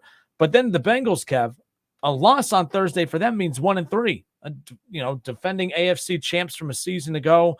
And that means they would have, and by the way, there's a chance they could potentially be facing the backup quarterback, Teddy Bridgewater, for the Miami Dolphins on Thursday night. Tua injured, as we saw last week, and they're hoping to make an announcement tomorrow, but obviously willing to take that all the way up to kickoff. It could be gamesmanship and that type of thing. But there's a chance that the Bengals could end up facing a backup quarterback for the 3rd straight week.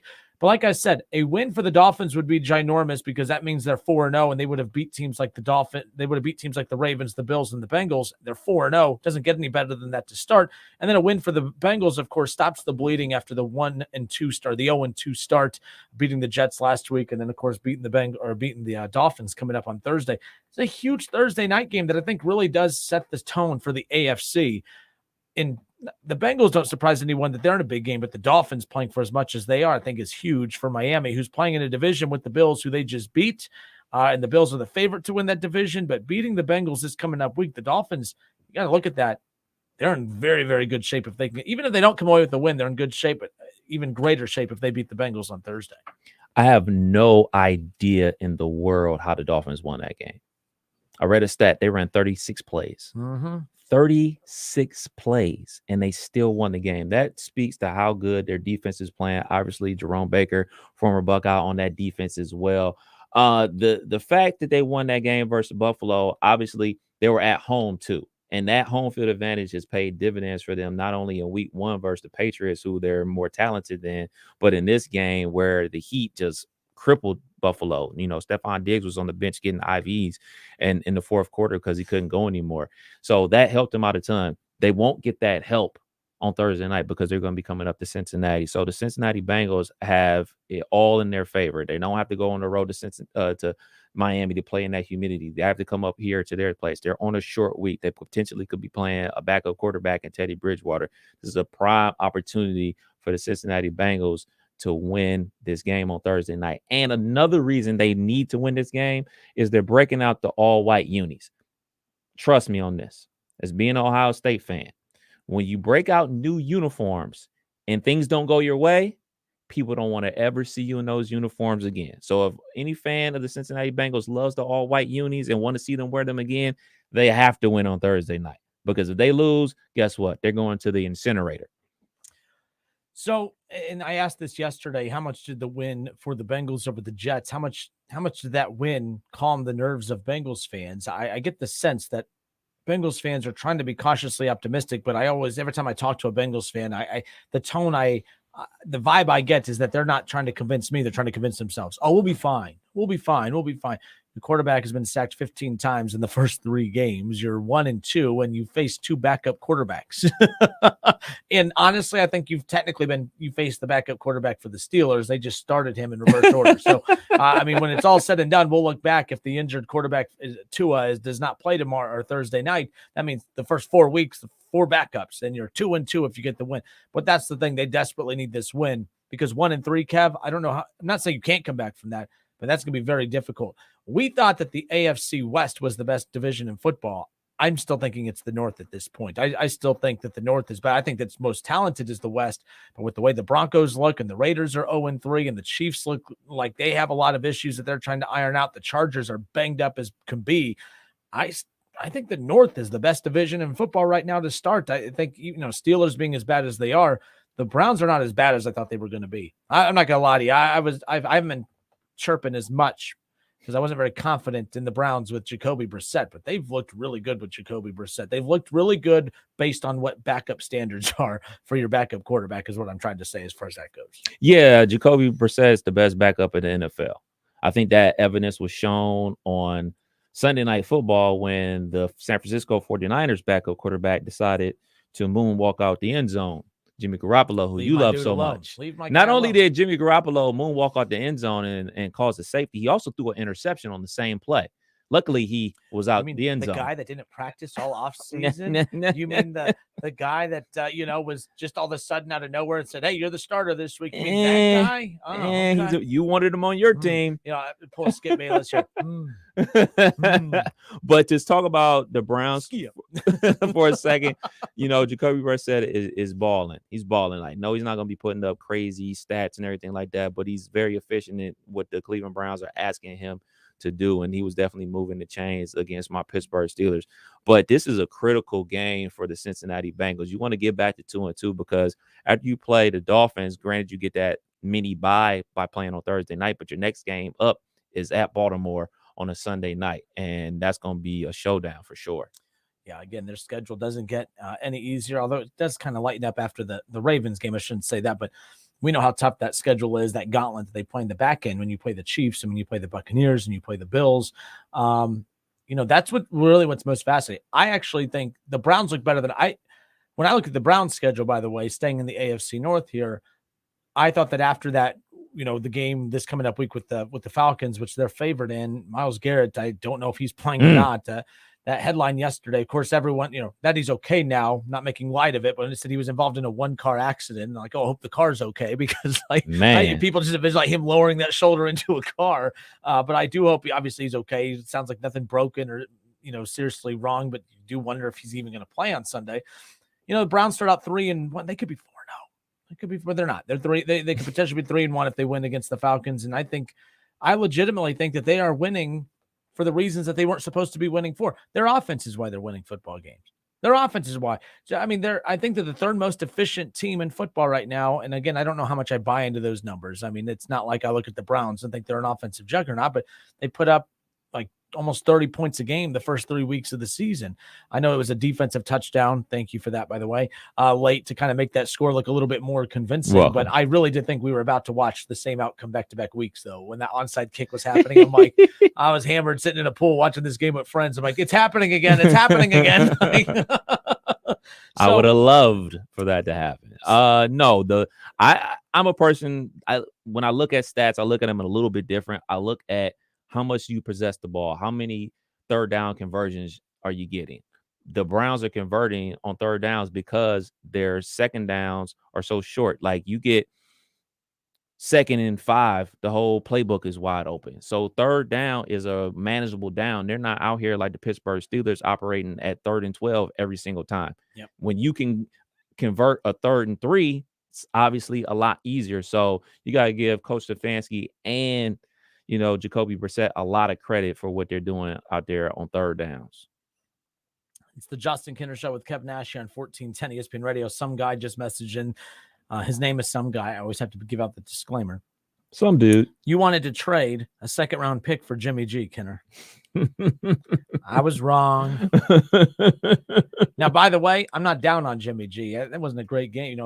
Whatever. I like Jimmy G. I mean, look, the record speaks for itself. You like what Jimmy G does off the field. He dates porn stars. I mean, come on. That's now. why you like him, man. Seriously. Just keep it real, dog. Anyone whose nickname is Porn Star Jimmy.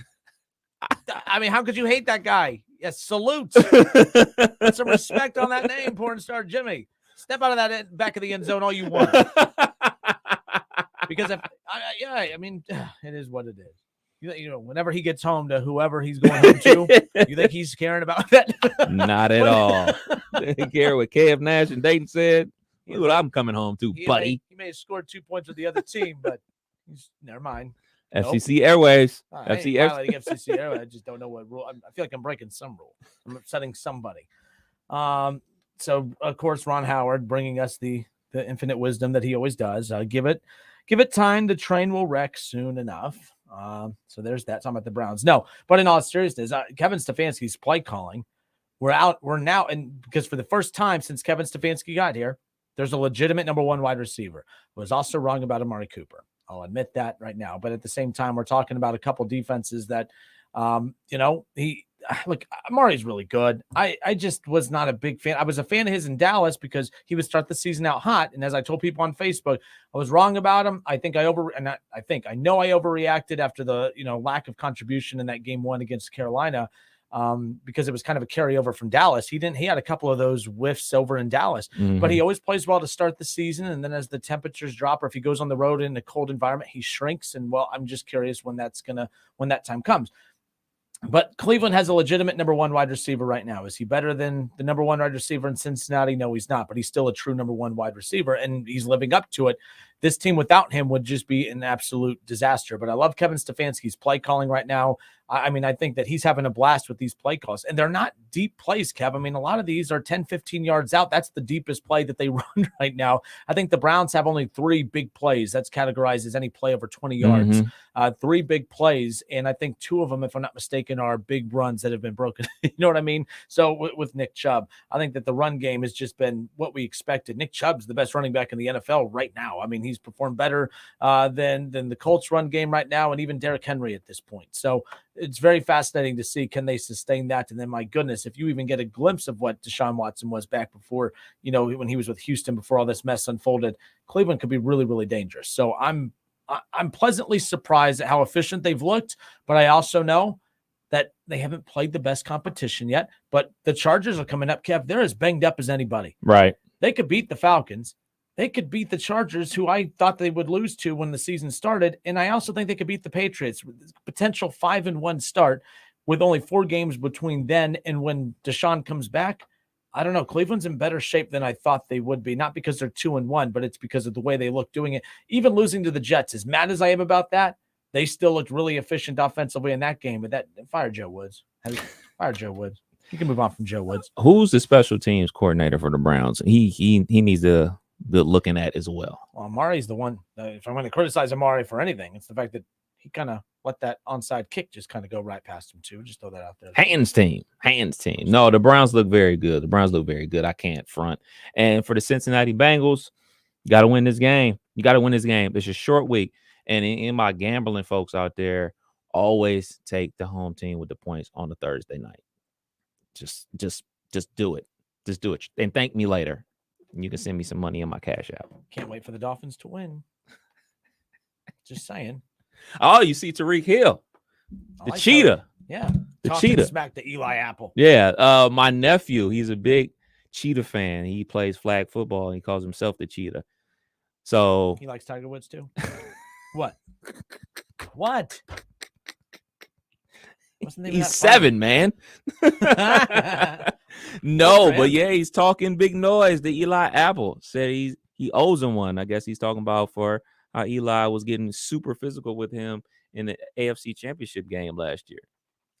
How about Tua Tagovailoa? 925 yards, 5 and 8 touchdowns. 4 weeks in. The Dolphins offense statistically better than the Bengals right now heading into this matchup. I still think the Bengals are more dangerous offensively. Maybe they've come into their own against the Jets. I'm sorry. If the Browns were to beat the Jets a few weeks ago, Kev, I wouldn't have been bragging about the win over the Jets. They beat the Jets now, and all their fans, we're back, baby. We're back. You sound like Texas. Got to start somewhere. Starting from the bottom. 0-2 to start. Last place team in the AFC North. That is true. I think I see you guys down there. How y'all hanging? Just making what? Oh, man. The Justin Kinder Show with Kev Nash. We'll be back in a few.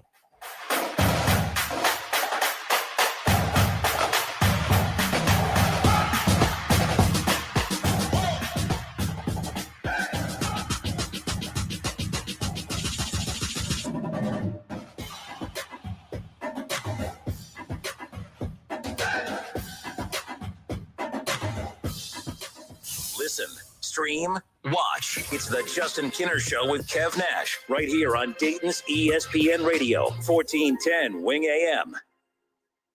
ESPN 1410 Wing AM weather. The mid-afternoon and early evening will be partly cloudy, a high near 65. Tonight's going to be mainly clear, a low near 45. And tomorrow's going to be partly cloudy, a high near 65.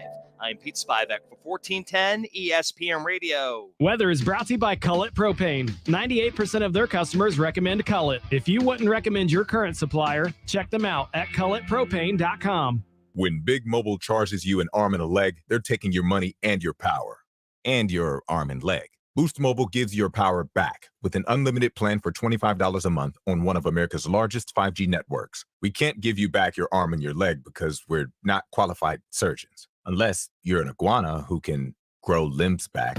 Switch to Boost and get an unlimited plan for $25 a month. Boost Mobile. Unleash your power. New customers only. One line, $25 per month with auto pay. Additional restrictions apply. See boostmobile.com for details. If you have a small business, Staples has your sign. Banners for my bakery? Staples has your sign. Oh, posters for my new pet store. Floor decals for a pharmacy. Every day, Staples associates help every kind of small business create bold signs to make big impressions. And now get $10 off custom signs, banners, and posters when you spend $50 or more. This is your sign, so print it big at Staples.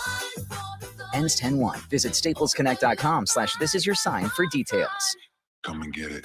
In just 2 minutes, an Oral-B electric toothbrush can change your mind about what a toothbrush can do. In just 2 minutes a day, its dentist-inspired round brush head cleans 100% better than a regular brush. And in less time than the average commercial break, you can get that purifying, clean feeling like you just left the dentist.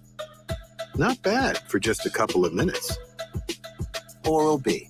Brush like a pro. Come and get it. When Big Mobile charges you an arm and a leg, they're taking your money and your power. And your arm and leg. Boost Mobile gives your power back with an unlimited plan for $25 a month on one of America's largest 5G networks. We can't give you back your arm and your leg because we're not qualified surgeons. Unless you're an iguana who can grow limbs back. Switch to Boost and get an unlimited plan for $25 a month. Boost Mobile. Unleash your power. New customers only. One line, $25 per month with auto pay. Additional restrictions apply. See boostmobile.com for details. Is there a calculator that can't compute in your kitchen drawer? Recycle it at Staples. A shredder that won't shred under your bed? Or a collection of cables cluttering up your closet? Recycle them now at Staples. With Staples Free Tech Takeback, we'll recycle your old tech free. Plus, rewards members get $5 back in rewards. So if you have modems, mice, and mobile phones making a mess of your home, recycle them now at Staples. Limit 1 reward per month. Redeemable in-store only. Exclusions apply. Visit staples.com/recycling for details. Studies show that people with good oral health are more likely to have good overall health. That's why it's so important to maintain a healthy diet, to brush your teeth at least twice a day for 2 minutes, to floss once a day, and remember to see your dentist regularly. Ohio Dental Association dentists are dedicated to providing the highest quality dental care. Ask if your dentist is a member of the Ohio Dental Association so you know you are being treated by the best. To find an ODA dentist near you, visit associationsadvanceohio.com. Insulate and fill gaps in your home with Menard's wide selection of foam sealants. Great stuff. Gaps and cracks expands to form permanent, weather-tight seals to minimize drafts and insect infestation. It bonds to wood, drywall, metal, masonry, glass, and most plastics. Come into Menard's today and save 11% on great stuff. Foam sealants. Good through October 2nd. Savings are a mail-in rebate. Some exclusions apply. See store for details. Save big money at Menards. Test drive your future career at RTA's interactive hiring event, September 27th at UD Arena. No CDL, no problem. RTA offers on-the-job training. Interviews are from 7 a.m. to noon and again from 3 to 7 p.m. RTA, it's not just a job, it's a career. Don't put it off any longer. You know it's time. Time for a bathroom upgrade by Bath Creations. Bath Creations is a leader in bathroom renovations, providing the very best value in bath and shower remodeling and proudly made in the USA. With Bath Creations, you get a beautiful modern bathroom that's safe, comfortable, and affordable. Attention first responders, veterans, and active military. Save $500 off your purchase right now. Visit Poe Avenue in Dayton or online at mybathcreations.com and upgrade today. There's never any FOMO with the iHeartRadio app. You won't ever have to miss out on your favorite shows and contests with this radio station again. Radio 24/7, 365. We're here when you want us. Stay connected and listen anywhere when you download the free iHeartRadio app. Urology Specialists of Ohio are here for you. Men, your good health is important to them. Their knowledge of specific male anatomy, prostate issues, and how to help in your healing is their main focus. Urology Specialists of Ohio are now accepting new patients at all locations: Beaver Creek, Springfield, Urbana, Xenia, and London. They have been in practice for over 20 years with over 80 years of experience between 5 physicians. Call today. They can schedule your appointment in a timely manner with little wait time. Online at urologyspecialistofohio.com. Dan owed an unbelievable amount of money to the IRS. I got behind on my taxes. It's a horrible feeling. He was in denial. And when I got those letters from the IRS, you wanted to act like they didn't exist. Finally, Dan turned to Optima Tax Relief, the leading tax resolution firm. A+ rated by the Better Business Bureau, they've resolved over $1 billion for their clients. Optima got me a settlement with the IRS. These people are really people-friendly. It was every bit of a new lease on life for me. The fast action and the great results made Dan's head spin. I felt like I was in a dream, but it's real. And I have paperwork to prove it. They got the job done, and life is good. For tax help you can trust, call Optima now for a free consultation. If you're worried about what's going to happen with the IRS, stop worrying. Make the call now. Call 800-364-9188. 800-364-9188. 800-364-9188. Optima Tax Relief. Testimonial from an actual client. Some restrictions apply. For complete details, please visit OptimaTaxRelief.com.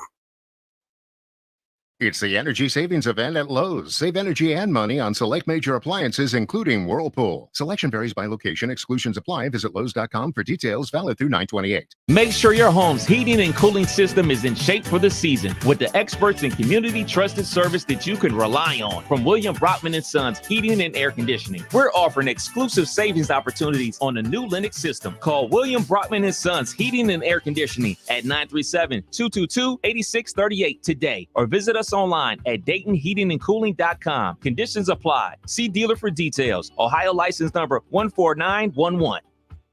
At Harley-Davidson of Xenia, the atmosphere is positively electric as we look to the future. Our name may have changed, but Harley-Davidson of Xenia has been locally owned since 1984. Under our new management, the staff and store are buzzing to get you set up for the open road. Whether you're shopping for merchandise, a new bike, or just need some maintenance on your current ride, Harley-Davidson of Xenia is here for you. Visit us online to learn more and to place a reservation on your new bike. hdofxenia.com. Justin Kinner, Kevin Nash with you here on Dayton's ESPN radio station, 1410 Wing AM. Coming up here in about 5 minutes, ESPN Radio's Jason Fitz. We'll talk about the Buckeyes' big win over Wisconsin. You said you watched that game at a sports bar in Arizona, of course, and I'm sure that place was popping, but I'm pretty sure it was popping even louder because Ohio State was up 21-0 in the first 4 minutes of the ball game. I mean, that shouldn't surprise us, but it was a little bit more surprising because I think we respected the brand of Wisconsin a little more to think that would be an easier game than Arkansas State. Reminded me of the Michigan State game last year where Ohio State just jumped on top of them early, ended it early because the bread and butter of those teams were the run game. And when you're down 28 points, you can't run the ball. You got to pass.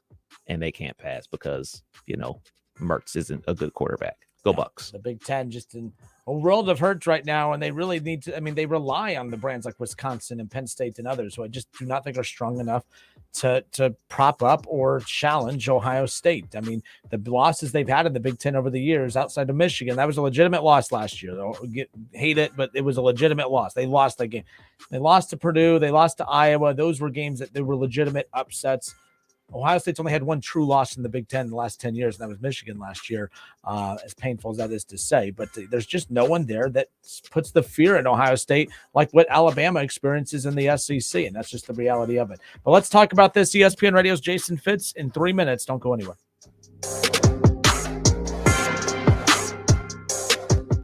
Lee's Famous Recipe Chicken is excited to announce their new delicious spicy bourbon chicken sandwich is here. It's the best of both worlds. Their spicy bourbon dippers that you love brought into a sandwich you'll crave. It's made with their famous spicy chicken sandwich, smothered in their special bourbon barbecue sauce, dripping with flavor on a brioche bun. Enjoy it in a combo with your favorite side and a drink, priced just right at only $6.99 and only available at Lee's Famous Recipe Chicken Miami Valley locations. Lee's, famous for spicy bourbon chicken. Need a U.S. passport? We can help. Hi, this is Mike Foley, your Montgomery County Clerk of Courts. Visit one of our convenient auto title locations in Huber Heights, Clayton, downtown, Moraine, and Centerville. Make us your first destination before you travel abroad. No appointments ever needed. We do passports.com for more info.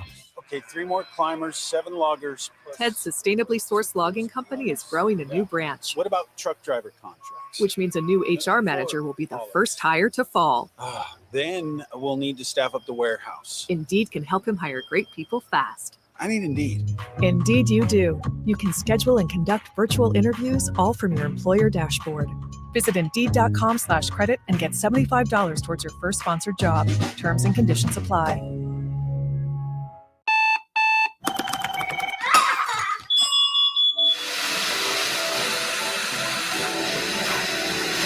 If it's just another day, that doesn't mean you deserve just another shower. Nebbia by Moen Quattro creates 4 unique shower experiences: relieve, soothe, clarify, and cleanse, to give you all the escape while using 50% less water than standard showers, making your everyday routine an experience. Water designs our life. Who designs for water? Moen. Hello, it's John Kozik, founder and president of TurboTrack Realty, and I buy real estate as is, fast for cash. Give us a call today for an all-cash offer at 614-470-2000, 614-470-2000. I buy inherited properties, vacant homes, rentals, commercial properties, and apartment buildings. Give us a call today and speak with one of our friendly staff members at 614-470-2000, 614-470-2000.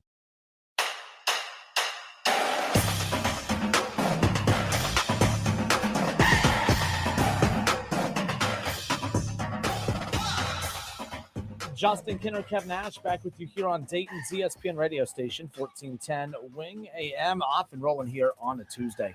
Thursday night football. We had the Browns on Thursday night football last week. It was fun watching my team kick Kevin's team's ass. Whoa. Pretty fun, actually. Whoa. It's even more fun when you're intoxicated on a beach in Pensacola. It wasn't fun when I was intoxicated at a pool party in Arizona. Look at us just having fun, not in the city of Dayton. How about that?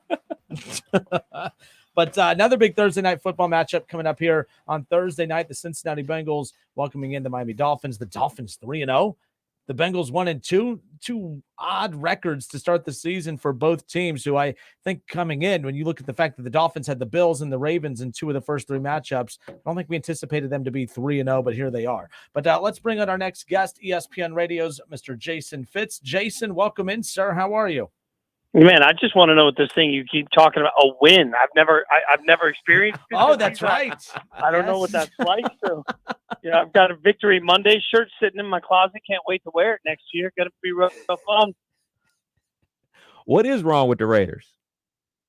Not any one thing. I think what we're finding out, and this applies to everybody, is the AFC was supposed to be incredible, and instead, right now, there's a bunch of okay in the AFC, and nobody's playing with the continuity we expected. So in the Raiders example, I mean, you've got 3 different games that were lost 3 different ways, where each game a different star essentially didn't show up. So, there's no one easy solution to that, but I don't think they're necessarily as bad as the 0-3 record shows. But then you've got a Denver team that, I don't think is any good at all, and they're sitting at 2-1. So, it shows you that nothing is predictable. I mean, if you look at, you were just mentioned the Bengals, they're 1-2, and then you look at those 2 losses and say, what in the heck? How did you lose? Like, how did you even get into those situations? So I think the Bengals are going to turn out to be just fine. There's just right now a lot of AFC teams that are playing below what their capability are. You talked about the Denver Broncos and everything that's going on between letting Russ cook and Nathaniel Hackett and his time management. Can the Broncos fix their offensive woes? Because there's nothing wrong with the defense, but it seems like there's a ton wrong with that offense. Yeah, it feels to me like we're letting the chef cook that maybe he's a little past his prime, like he's had his best meals behind him. It doesn't look good at all. And, there's just no continuity. There's no identity. There's no, it feels like game plan sometimes. The Broncos feel like they're wildly in over their head. And I keep thinking about conversations I have with people around Seattle that would tell you that Russ was adamant that things needed to be done a certain way. And the Seahawks continually said no. And now he's somewhere where he has that voice and that power over a head coach that seems to be really overwhelmed. And I don't know that it's the best idea to let Russ have that influence, not just on the field, but even off the field. So I don't think anything fixes the Broncos easily. Again, they're 2-1, but they're frauds at this point at 2-1. I don't think they're a good football team at all. So I had a chance to see the Rams and Cardinals live in person, and Kyler Murray and that offense just seems so frantic, and it seems like the only way they can move the ball is in the 2-minute drill. What is going on with the Cardinals? Will the Cardinals regret giving Kyler Murray that extension? Will they regret keeping the coaching staff and GM in place? What's going on with the Cards? Yeah, yes, and yes. And I think part of that comes down to Cliff Kingsbury is going to go long before Kyler Murray does, but there's no easy answer. I mean, the Cardinals get one win, and they get it in the form of a meltdown by the Raiders, where Kyler Murray essentially ran around until there was no more running to be done and made some miraculous plays. But that's not the way you run offense in the NFL. Like, you can't just play that way every week and expect to win. There is no guys are having a hard time getting open. They're not making quick reads. Play design just seems really predictable. The Cardinals are not a threat at all to the NFC right now. And if you gave Kyler Murray that kind of money, you better believe you think he can play. If he can't, coach is going to be the first one to go. Jason, a very important question here. Your team's 0-3. What is the drink that you drink your sorrows away with? And what's the drink that you use when you're celebrating a win? What's the drink? Do you have it on tap, ready to go for when you get your first win? And what's the drink that you've been just drowning your sorrows in over the last 3 weeks?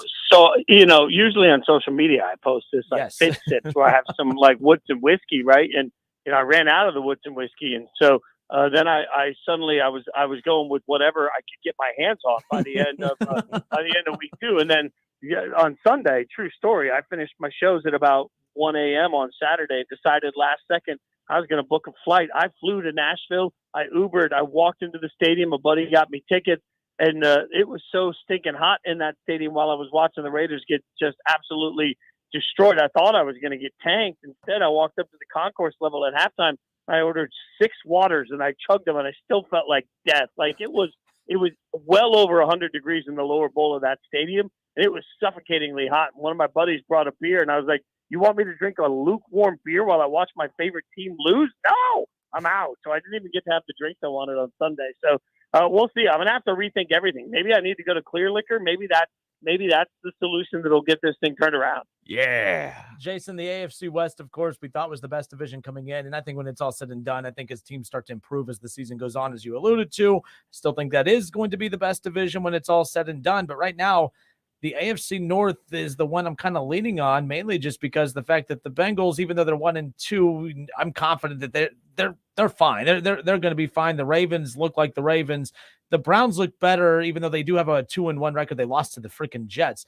But I'm surprised at how efficient they look offensively. I thought they would lose games because of their offense. Their one loss is come because of their defense and special teams, of course. The AFC North versus the AFC West, how you feeling about the comparison of those two right now? The North is clearly better right now, and I'm not as optimistic it's going to get better in the West. I mean, the Chargers, the one thing that kills the Chargers every year is the injury bug, and you really think this is the year they'll figure it out, and then they lose their all-pro left tackle for the season. They're battling injuries all over the place. Justin Herbert is going to be battling this rib issue. I thought it was really interesting on Sunday Countdown. Matt Hasselbeck talked pretty openly about the fact that he had the same injury when he played, and he got the same injection, and to this day he regrets it because all season his body broke down on him. I don't know that Justin Herbert is going to be able to handle what's happening to him every single week. The Raiders look like it's going to be very easy if the Raiders can't reel off a couple of wins here. They're going to start to fall apart, and I don't think the Broncos are any good. The Ravens are a Super Bowl caliber football team. The Browns are getting much better play from Jacoby Brissett than anybody expected, and as a result, they are right in the thick of things. Like, we were just looking around saying, could the Browns even be mediocre? And now instead you're going to look at it and say, wow, the Browns are going to be in a real position. I still believe in the Bengals. I don't believe in the Steelers offense, but I do believe in the Steelers defense more weeks than not, even through injury. So I think the North right now is poised to be the best division in all of football, sure. ESPN Radio's Jason Fitz with us. Jason, before we transition over to college football, last question in the NFL. Thursday night football, the Dolphins and the Bengals, as we talked about, no one expected the Bengals to be 1-2. And no one expected the Dolphins to be 3-0, especially with the fact that 2 of their first 3 games happened to be against the Ravens and the Bills. But that's where we're at. So I said that it's not often that you look at a Thursday night football matchup in September and say that's a huge game, but I think it's a huge game that'll have an impact on the AFC playoff picture when it's all said and done, because a 4-0 start for the Dolphins is ginormous for them, especially because they're going to be battling it out with the Bills for that division. And then if the Bengals lose, a 1-3 start in a division that should have been theirs, or at least them duking it out with the Ravens. Now they're opening the door for the Browns to have more of a shot than we thought coming in with the suspension of Deshaun being out for 11 games. There's a lot on the line on this Thursday night football game, and I don't think that's ever been said in the history of Thursday night football, especially in September. You're right. And you think about what this game means for head-to-head for the wild card, too, because these are 2 teams that got to think about not just the division, but the what if you don't win your division. You know, I think the Ravens and the Bills are 2 teams that are looking around saying we want to be the number 1 seed. But the Dolphins, I mean, they were bad for 3 quarters against the Ravens, and then they explode. And then they get a Bills team that I thought even through injury would be better with the pass rush, and they weren't. So I think the Bengals, their backs are far more against the wall right here. They've got to come out and really come out with some level of assertiveness, which, by the way, is hard to do on Thursday Night Football. Bodies aren't recovered. Like, hit the under every single time, it feels like, on these Thursday night games. Like, offense is tough to come by. So you got to get your body refreshed and recharged quickly. Otherwise, you're going to be up the creek. And there's a lot of pressure on the Bengals to win this game. You can't drop to 1-3 and feel good about where you're going to be in this wild card battle for everybody. I mean, same thing that I would say about the Raiders. Even with the big win, they'd be 1-3. Like, you are now in the situation this early where you're already looking around asking for other teams to start losing games to get back in the contention. That's not where you want to be in September. Right. College football, Ohio State, Wisconsin. There's a lot of big games over the weekend. And of course, we eat, breathe, and sleep Ohio State football over here. We were expecting Ohio State winning wasn't the surprise, but damn, Jason, they were just absolutely demolishing Wisconsin 4 minutes into this ball game. I said it's crazy that, for one, Ohio State's gotten better each week, as most teams do. But was Arkansas State provided more of a challenge against the Buckeyes than Wisconsin did. Your takeaways from that, because I know for me, I'm looking at how dominating their offense is right now. You can make an argument about them being the number 1 team in the country. The defense isn't as good as Alabama's. The defense isn't as good as Georgia's, but it's good enough to close the gap with how dominant the offense is for Ohio State. I think they looked the most impressive this past weekend. What about you? Yeah. I mean, if I had a vote in the AP poll, I mean, I would have Georgia number 1, but I would have Ohio State number 2. And I think, to the point that you just made, the game was too big for Wisconsin. And Wisconsin, like, you knew that they were going to have to get a little momentum early on, and they just looked slow. And when you've got Ohio State coming out looking faster, hitting harder, punching you in the mouth, and you can't punch back, it's going to be a long day. And to have done that, yet again, without Jackson Smith and Jigba, I think is truly significant. Like, I know Marvin Harrison Jr. is making all the headlines for having the Apple Watch and the Louis Vuitton shoes, but like, he should also be making headlines for the fact that my guy's making himself money right now on the field every single second. And I was talking to some college football people earlier today on a little panel, and I said I don't know that we necessarily stop the machine long enough to sit back and appreciate what Ryan Day's built at Ohio State this quickly. I mean, it's just, there was never a step back. There was, if anything, a step forward, and their offense looks as finely tuned as any offense in the country right now at the highest possible level. I love the athleticism of the defensive side of ball of Georgia, but I'm not sure. Like, I feel like right now we are on a collision course for Georgia, Ohio State in the national championship game, and I don't know that anybody can slow Ohio State down when they're playing the way they can play. We're going to go out to the West Coast for the Pac-12, soon to be in the Big Ten with USC. I was very impressed by their win at Oregon State this weekend, 17-14. They weren't clicking on all cylinders like they had been all season, putting up 40-plus points against everybody else, wasn't having just dominating offensive performance, but their defense came to play, and they showed up and won in the fourth quarter. I think this win for USC can propel them into a big-time matchup in about 2 or 3 weeks versus Utah. That's going to be a primetime matchup with game day in town. Yeah, and that's like the only matchup left, right? Like USC doesn't have anything left on their schedule that should be a challenge other than Utah. So they got to be ready for it. They got to come out. They've got to play better offensively. You're right. It was the most complete game they've played in some ways, though. Their defense was actually really strong in that game. And there's a big hole at the 4. Like for me, y'all, like at this point, Ohio State, Georgia, Alabama, clearly the top 3 teams in whatever order you want to put them in. Then there's like a moat. There's a whole like ocean between there and whoever you want to put at 4, and nobody's really stepping up to grab it. So this is why we needed 12 teams, by the way. Yeah, because what we really want is all the rest of these just bums to get their butts kicked. But yes, like it's funny to me because Ohio State has a real shot at locking themselves in at 4 just by doing their jobs. Like if they just go out and play the way we know they can play, they're going to find themselves in the 4 seed no matter what. All they have to do is win the easy that's in front of them and get ready for Utah. Utah's a better football team than anybody wants to give them credit for after the week 1 loss to Florida. I think they've sort of gotten that thing right. But USC has a real opportunity. And if Lincoln Riley goes to the playoffs in his first year, between that and name, image, likeness, USC is going to just blow up the recruiting world. A scenario, sorry, real quick, just because I don't know if you're going to move on from it real quick. So, Jason, we've seen we've seen multiple SEC teams get into the playoff at one time. That's the only conference that's been able to do that. One scenario I could see playing out, as you've alluded to, is how, the gap between 1, 2, 3, and 4, obviously, or the groups of 1, 2, and 3, and then versus the 4. You know, if Michigan just continues steamrolling teams up to the point where they play Ohio State, as long as Ohio State or Michigan don't get blown out, I mean, could we see a potential Ohio State, Michigan, Alabama, Georgia playoff? We've never seen it come to that. The one reason that we've been able to see Alabama and Georgia make the playoff together is because they only run into each other come SEC championship time, which means it's easier to forgive the team that loses the SEC title game versus the final game of the regular season. But your thoughts on the potential of that would be something that's interesting as well. Yeah, I think there's a real shot we get that. And it's all going to depend on whether Alabama can hold up their end of the bargain, because to your point, Michigan should be able to at least give Ohio State a game. If Michigan can't give Ohio State a game, then we're going to have a lot of questions about whether or not it was the right decision to change quarterbacks for Michigan, right? Like experience matters in these big matchups.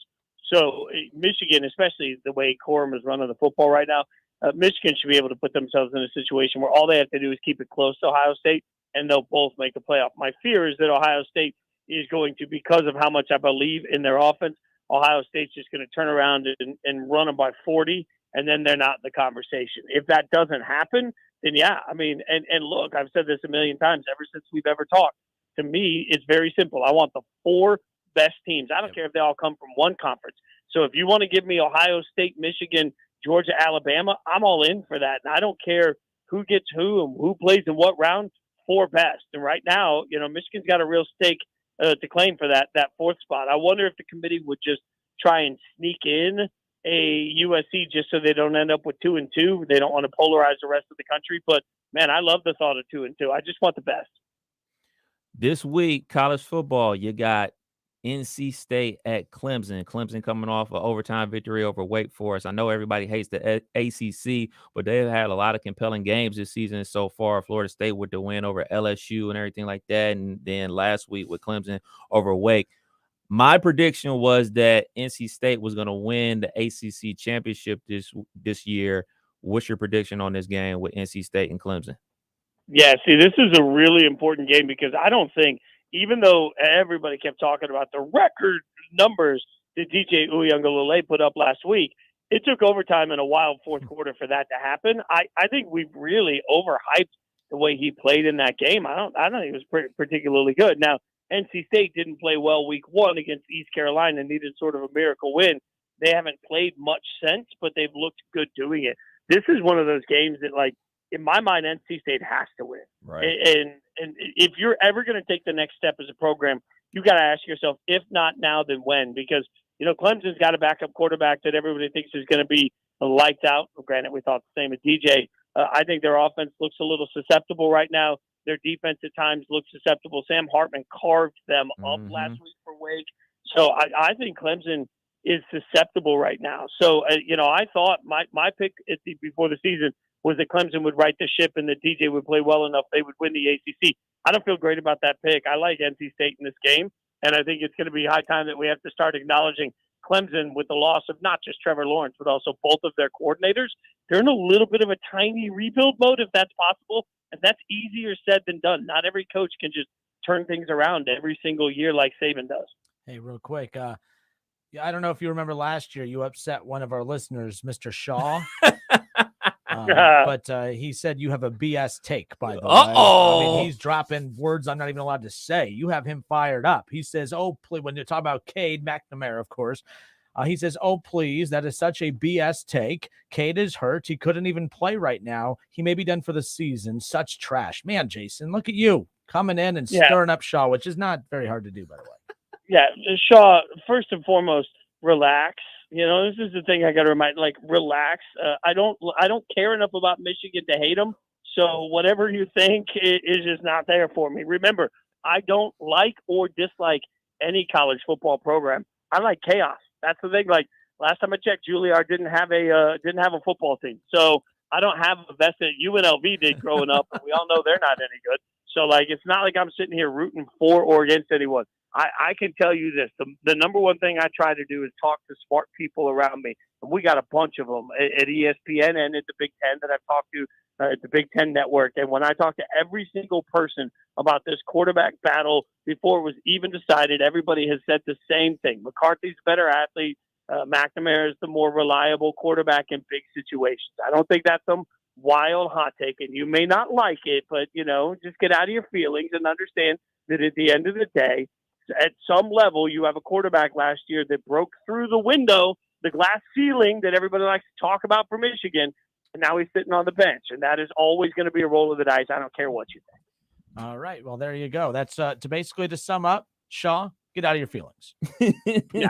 Basically, at the end of the day, just get out of your feelings. ESPN Radio's Jason Fitz. He's the man. Appreciate you coming on each and every week, and we'll talk soon. Thank you. Appreciate you guys. I wish I'd been on the boat. Next time, call me. I will take you on the boat next time. We drove through Tennessee after your Raiders went 0-3, and that was the only backup in traffic we had, by the way. So there you go. Thanks for the reminder. Appreciate you guys. Take care, man. Peace. Jason Fitz, ESPN Radio. Good stuff there. Appreciate him. Shaw responded. I'm just saying it was a trash take.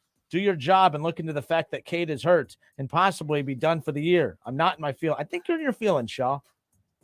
I think you're in your feelings. A little bit. And I don't think he was talking about, he's talking about never mind. You know what? I'm going to do what Shaw should do. Just get out of your feelings. It's all good. Relax. ESPN Radio. Hold your brakes. Yes, hold your brakes, Shaw. He says, nope. All right, good stuff. All right, we'll be right back. 518-1410. That's the number to call in. Don't go anywhere.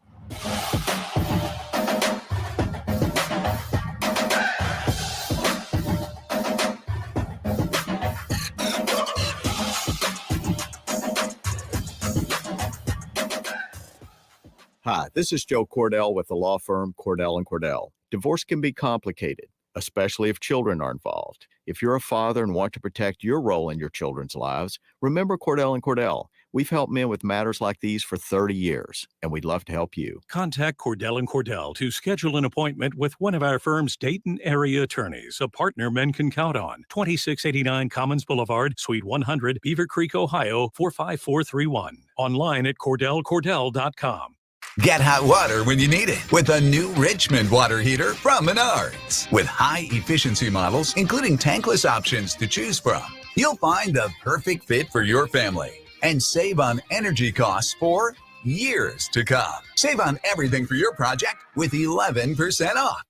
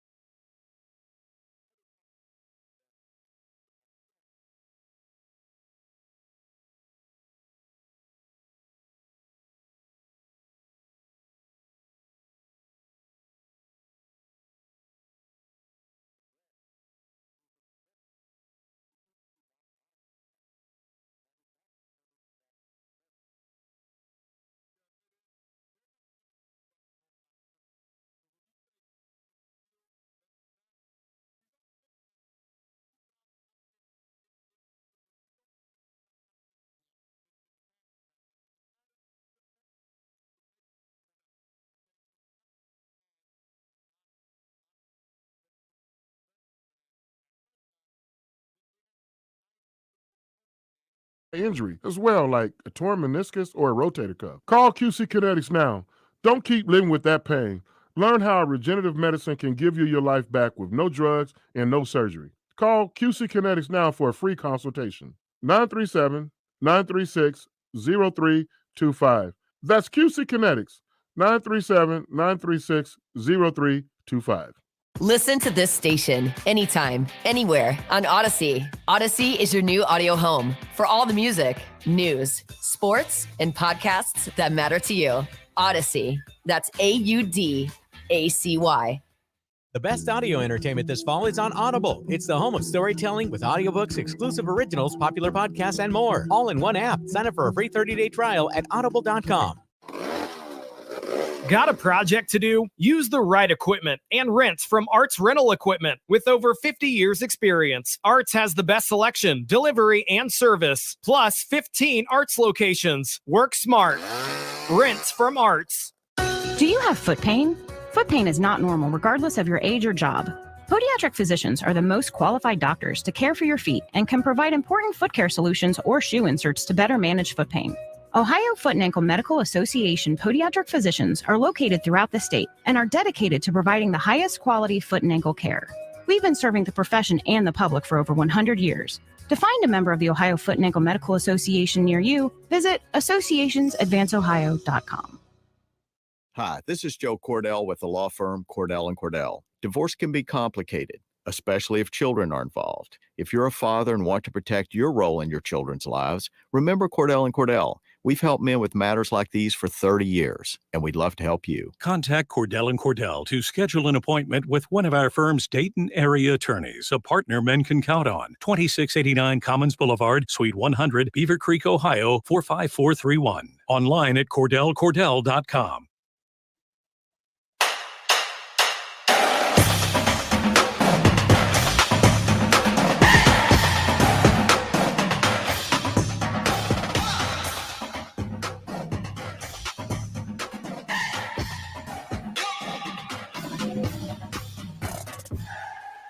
Big thanks to ESPN Radio's Jason Fitz for taking the time and hanging out with us here on the Justin Kinder Show with Kev Nash.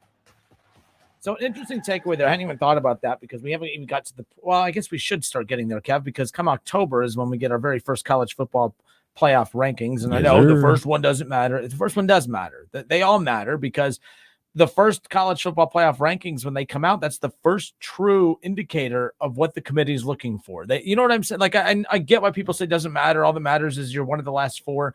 That's fine. But you know what? It's kind of like when you're in school and you're taking all these quizzes and everything and tests before you get to the final.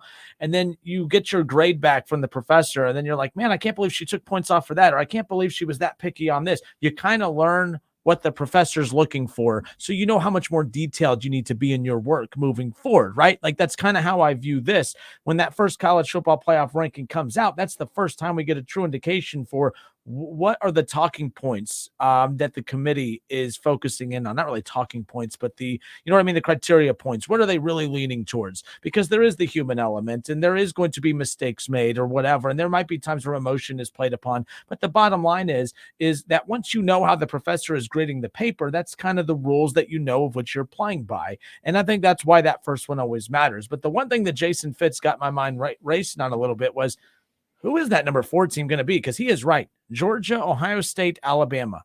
And then heaven forbid there's chaos where one of those 3 teams loses and really throws it all up. But I think all 3 of those teams can afford a loss and still be fine at this point. But that number 4 team, I have no clue. I mean, that's why I'm not going to lie. When Texas lost over the weekend, I was a little bummed because I was hoping that would be, they'd be undefeated when Quinn Ewers comes back and then they go on to win the Big 12, especially with Oklahoma going down. Texas would have won the Big 12 with Quinn Ewers. And then, man, that could have been Ohio State 1, Texas versus Quinn Ewers, 1 versus 4. Obviously, that's not the case now with them losing to Texas Tech this past weekend. But I mean, right now, when you think of the teams that could be at number 4, USC would be interesting just because of the brand. The bottom line is no matter who you put at 4, it's most likely setting up a blowout scenario in 1 versus 4. Michigan might be the best option at number 4 that would at least give the number 1 team a run. Mm-hmm. We're not going to know how legitimate Michigan is until they face Ohio State because there's only 3 benchmark teams playoff wise, and that's Ohio State, Alabama, Georgia. You hang with them, you have a chance to win a national championship. So we'll know if Michigan's legitimate by that time. I don't know if they are or not. They just beat up on three of the first 4 weeks. They beat up on 3 of the worst teams in the entire country. That's not a hot take. Have you seen those the reverse rankings? They do the top 25 and the bottom 25. And Yes. Michigan played the 2 worst teams in college football in back-to-back weeks to open the season up. That's just the reality of it. I don't know how much your stats. Yeah, I don't know how much stock to put into them, but the bottom line is I have no clue who number 4 is going to be. I think this is going to finally be that season where chaos ensues once again. Yeah, and Michigan finally played a team with a pulse in Maryland this week, and they were basically gifted a touchdown to start the game off when the ball went off old buddy's face mask from Maryland and everything like that, and they won 34-27. So they got that, and I think they'll get a test from Penn State. Penn State's still undefeated. Penn State went down to Auburn and blew them out. So Penn State's a team to keep an eye on to see what they're able to do. I'm hopeful that Penn State can get their act together and not lose a game before they play Michigan or Ohio State. That'll be pretty highly entertaining.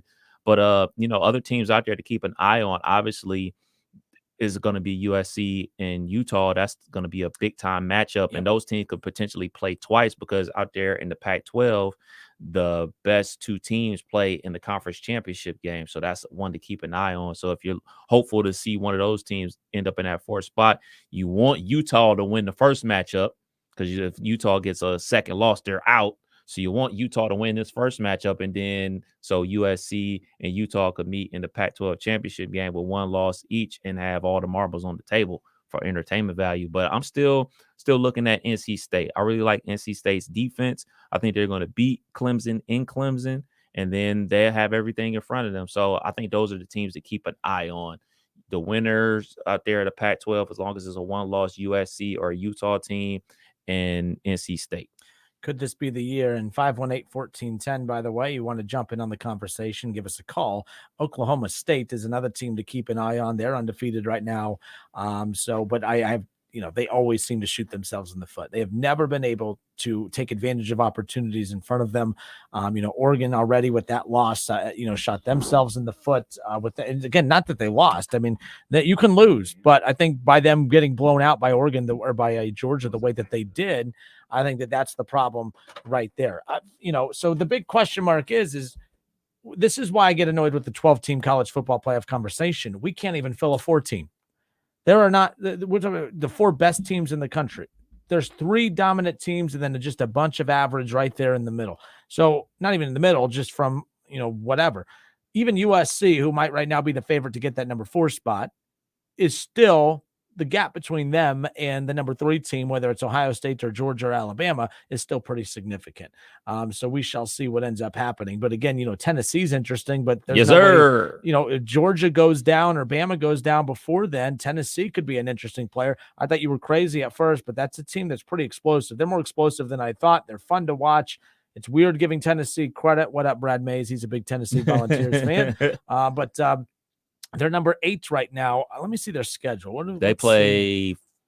They just beat Florida, but they still got to play Georgia and Bama. All you got to do is win one of those. And to be perfectly honest, the one that they got to win is Georgia, because if they win that, they can still make it to the SEC championship game to be the winner of the East. How about this gauntlet? We could stop with the Tennessee talk. Okay? Let's just stop, because here's why. You're playing at LSU coming up. I know this isn't the strongest LSU team, but it's still LSU. It's Brian Kelly, and it's at LSU. Terrible pass defense. And, so there's that. Alabama right after. I mean, when you got LSU, put it this way, Florida, LSU, Alabama. That's the stretch that they're in right now. They come out with a loss against Alabama, and it's close. I mean, it could be like that Texas impact. And that's the thing, too. Alabama, their defense is very, very good. But their offense is not. Right.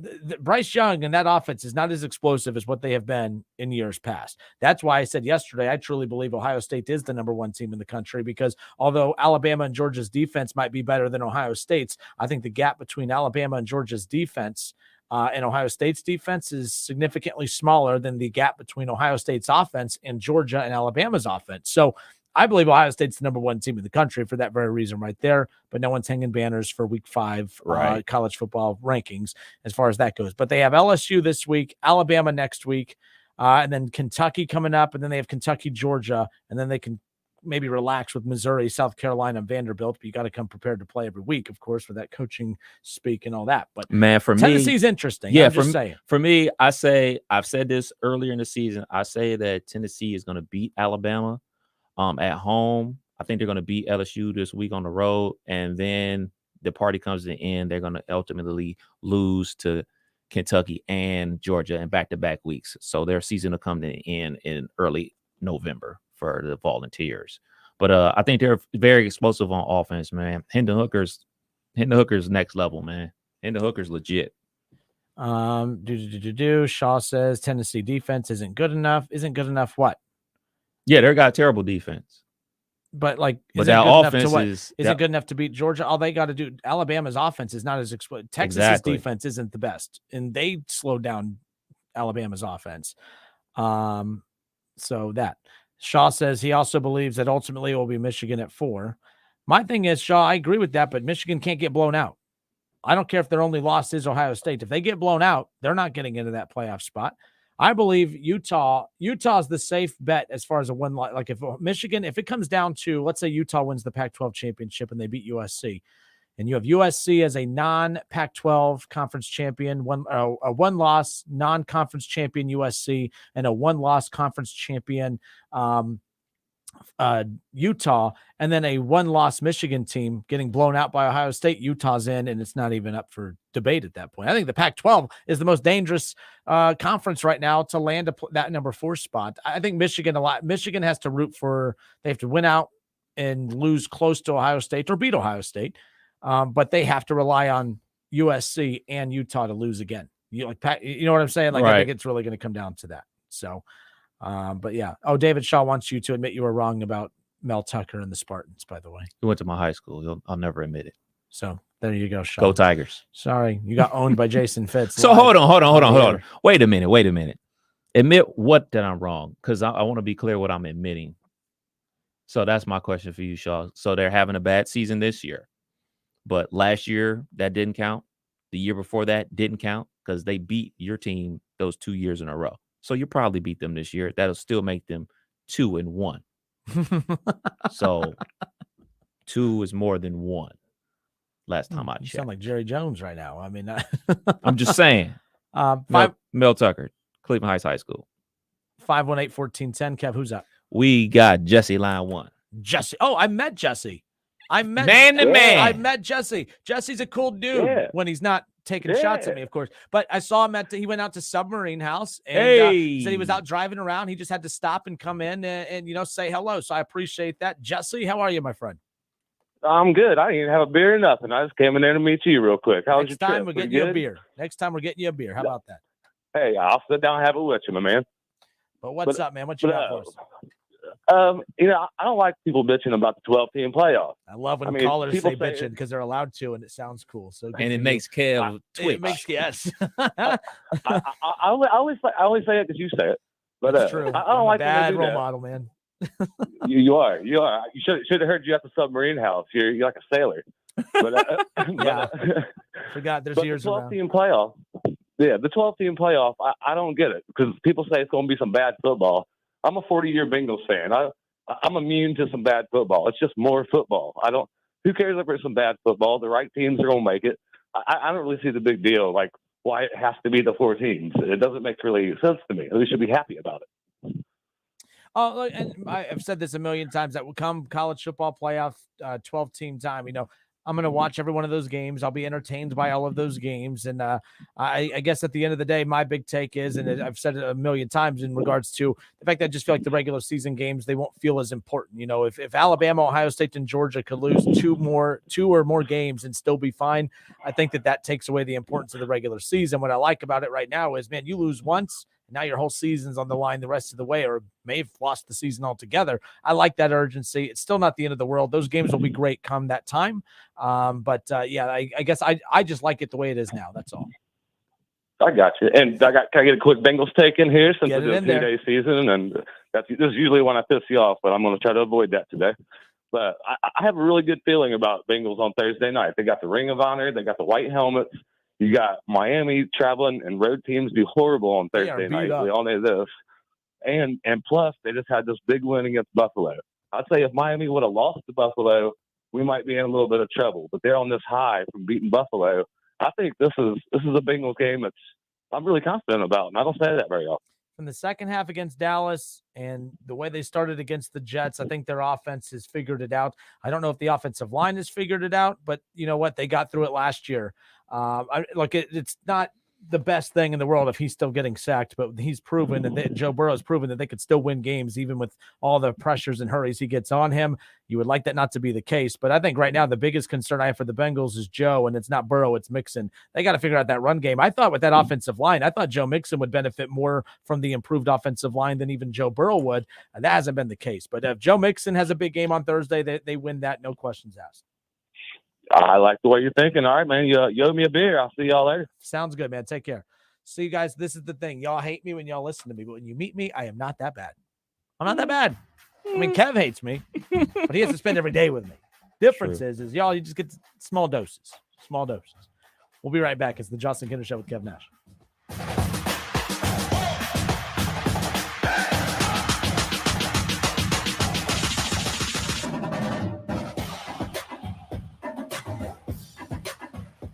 Don't put it off any longer. You know it's time. Time for a bathroom upgrade by Bath Creations. Bath Creations is a leader in bathroom renovations, providing the very best value in bath and shower remodeling, and proudly made in the USA. With Bath Creations, you get a beautiful modern bathroom that's safe, comfortable, and affordable. Attention first responders, veterans, and active military. Save $500 off your purchase right now. Visit Poe Avenue in Dayton or online at mybathcreations.com. And upgrade today.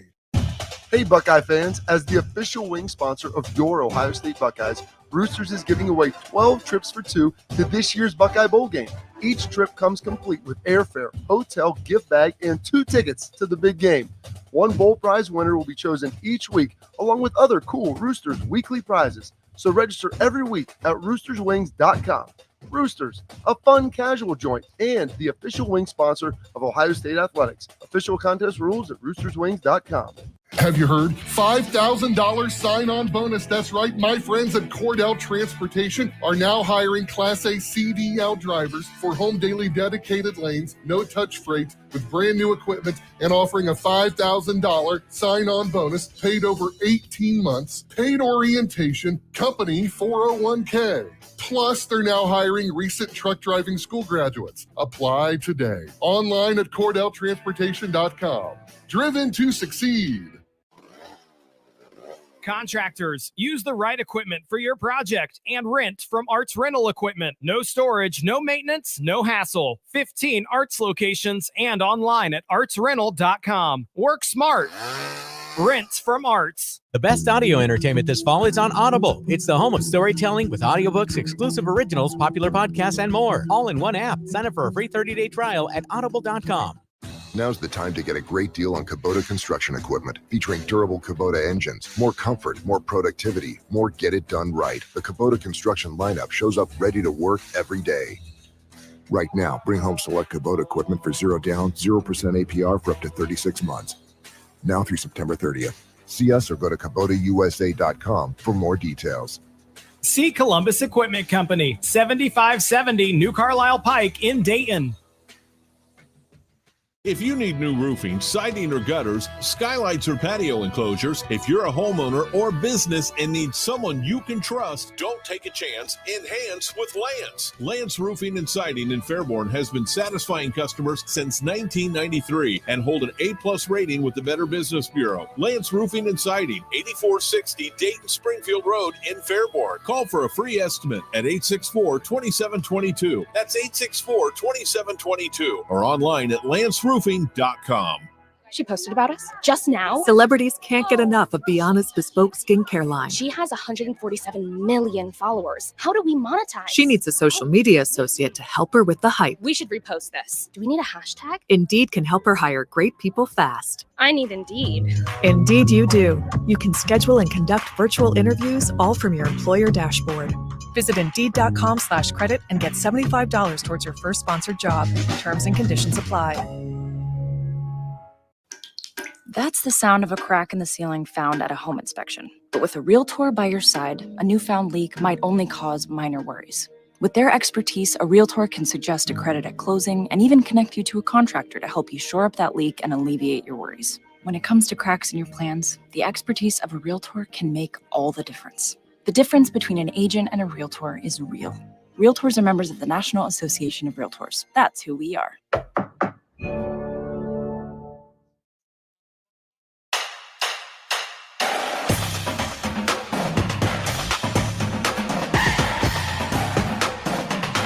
High school football action coming up this Friday night on our ESPN Dayton High School football game of the week. The Miamisburg Vikings at the Fairmont Firebirds. Week 7 already, Kev. It's almost over. Week 7 already. That is insane. And then, of course, after that, we'll have, of course, Wayne next week as well in Fairmont. So that's going to be a good one. So I can't wait. We got a lot of big games coming up. I don't even know what to make of this response here. We were talking in the last caller, Justin, talking about the college football playoff. As I've said before, the 12-team college football playoff, when that gets here, I will watch every college football playoff game, and those will be entertaining games, and you're going to get matchups that you traditionally do not get, and I think that's great for college football. But I've always said they're doing that at the expense of the greatness of the regular season. We watch the regular season. We watch teams that are not our teams because of the impact that it can have on our team come playoff time. Right now, with this idea that, let's be clear, of the 12 teams, Ohio State, Alabama, Georgia, at this point, USC, you could argue Texas now at Steve Sarkisian. Of the 12 college football playoff spots, it's technically it's a race for 7 teams to make the playoff because the same 5 teams are going to be in it every year. And you could argue that more SEC teams will be in than just that. You got 6 to 7 of the 12 teams. It'll be the same 6 to 7 teams every single year. It's as simple as that. The same way that some teams are forgiven for losses easier than others will also exist where instead of being forgiven for 1 loss, they'll be forgiven for 2 or 3 losses, while other teams can only lose at least once and still have a chance to get in. That's where. So this take from Brandon Kelty saying that the classic "I hate change because I like it the way it is now" take. Dude, that's what? Who the hell likes change? Who goes to a restaurant? Man, I really like this recipe. I really hope the chef changes it up, though. No one says that. If you like it the way it is, of course you don't want it to change. The classic, I don't like. How is that a class? That's just common sense. Who likes change? Who enjoys something and says, I hope they change it? I don't get that take, but it is what it is. Phil McCracken. I don't know if that's a fake name. Do you know Phil McCracken? No. Wow. Why does that sound familiar, though? Oh, I thought it was one of those goofy names that makes you say something stupid on accident. That's what I thought. I was like, Phil, what? Oh, okay. That's it. He says, dude, you don't know spit about college football. All right, Mr. McCracken. Elaborate. Yeah, please. I'd love to know what I said that's wrong there. And instead of acting like a fill in the blank, you could just, I don't know, maybe explain your take. Maybe. I don't know. Is that difficult? Man, thanks for joining, Phil. Anyways, he goes, Brandon says it's okay to be scared. Scared of change? Terrified. So there you go. 518-1410. Kev, who we have up? We got Doug, line 1. What up, Doug? How are you, sir? I'm doing all right. I got a couple things to say. The first thing I want to say is I want to ask Kev, was he in town yesterday? Yes, I got to town very late. Very late. You didn't hear your co-host crucify your team. I heard about it. A couple of people hit me up on Twitter and everything like that, but it's all good. Like I said in hour 1, to be perfectly honest, man, the team offensively has been horrible for the last 2 years. And people blamed it on Ben Roethlisberger and called him old and everything like that. And we get a younger quarterback. He may not be that great, but he can move around in the pocket, and the offense looks exactly the same as it did last year. So the person to blame here is not Ben Roethlisberger, is not Mitchell Trubisky. It is the offensive coordinator. And then if you look past the offensive coordinator, you have to look at the head coach. I love Coach Tomlin just like everybody else out there, but, nobody's perfect. And obviously this offense is running in the mud. Fix it. Well, I'm not so much talking about that part, but he's the organization thing. And Justin, I tried to call, but I couldn't get through yesterday. That's because I don't like talking to people that disagree with me. That is true. My whole thing is, and I guess it's just a matter of what you like. Now, I'd rather my team be relevant every year, go to playoffs, even if they lose, but then to go maybe once every 10 or 15 years and maybe have a shot. And you seem to want it the other way. No, it's more just embracing that. It seems like the way it's set up now, which I like the way the NFL has it set up better than any other sport as far as how to quickly improve your team, that if I have to go through a rebuild and lose for a season or two to get 10 years of greatness by positioning yourself to get a franchise quarterback, I think that, it stinks that you have to lose to get that, but that's the way it's set up. I think that teams are smarter who do it that way than to try to do it the stubborn way and have their pride get in the way. That's what I feel about the Steelers. Oh, the Steeler way, we're never going to rebuild. We'd rather just be an 8-9 win team every year, make the playoffs and lose in the first round. To where I feel like the Browns and Bengals, they're set up for the next 10 years. They're in a much better spot than the Steelers are for the next 10 years. Yes, there was losing that led to it, but I'd much rather be in their situations than the Steelers right now who, you know what I mean? Like they're kind of running in place, in my opinion. Well, here's the thing about that. And I hate the Steelers. So don't get it, because I'm a diehard Cowboys fan. I hate them. Hey, man, we got something in common. How about our Cowboys? Backup team. I try to be my side piece team.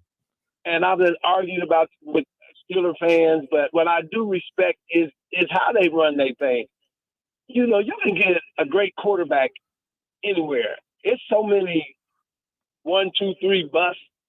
And I think Pittsburgh does a good job of finding talent that other teams don't find.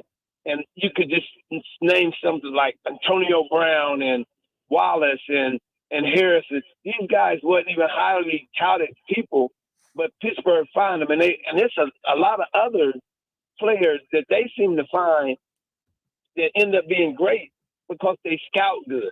So I don't think you have to, I would appreciate what they did for Ben Roethlisberger. It was over for him, but they let him go out a Steeler.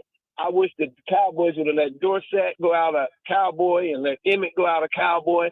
I don't mind sacrificing a couple years for loyalty to people who gave everything they had to make you great.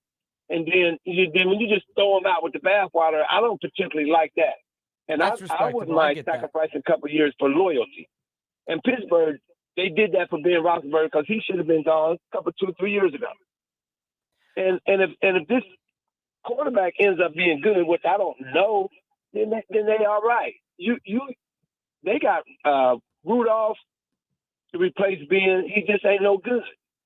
Fact. But everybody, you can get the first pick in the draft, ask the Jets, and it can be a bust. So you can get good players anywhere. You just got to find them. Oh, I get that. It's and by the way, you are 1,000,000% right. Like they just seem to, like the Bengals wide receivers, they just hit on all their wide receivers, right? Yeah, like their run game, but to me, it all comes down to the quarterback. And I guess I see what you're saying too. It's not like you're guaranteed to get a franchise quarterback with the 1, 2, or 3 pick. I mean, my goodness, I'm a Browns fan. I should know that more than anybody.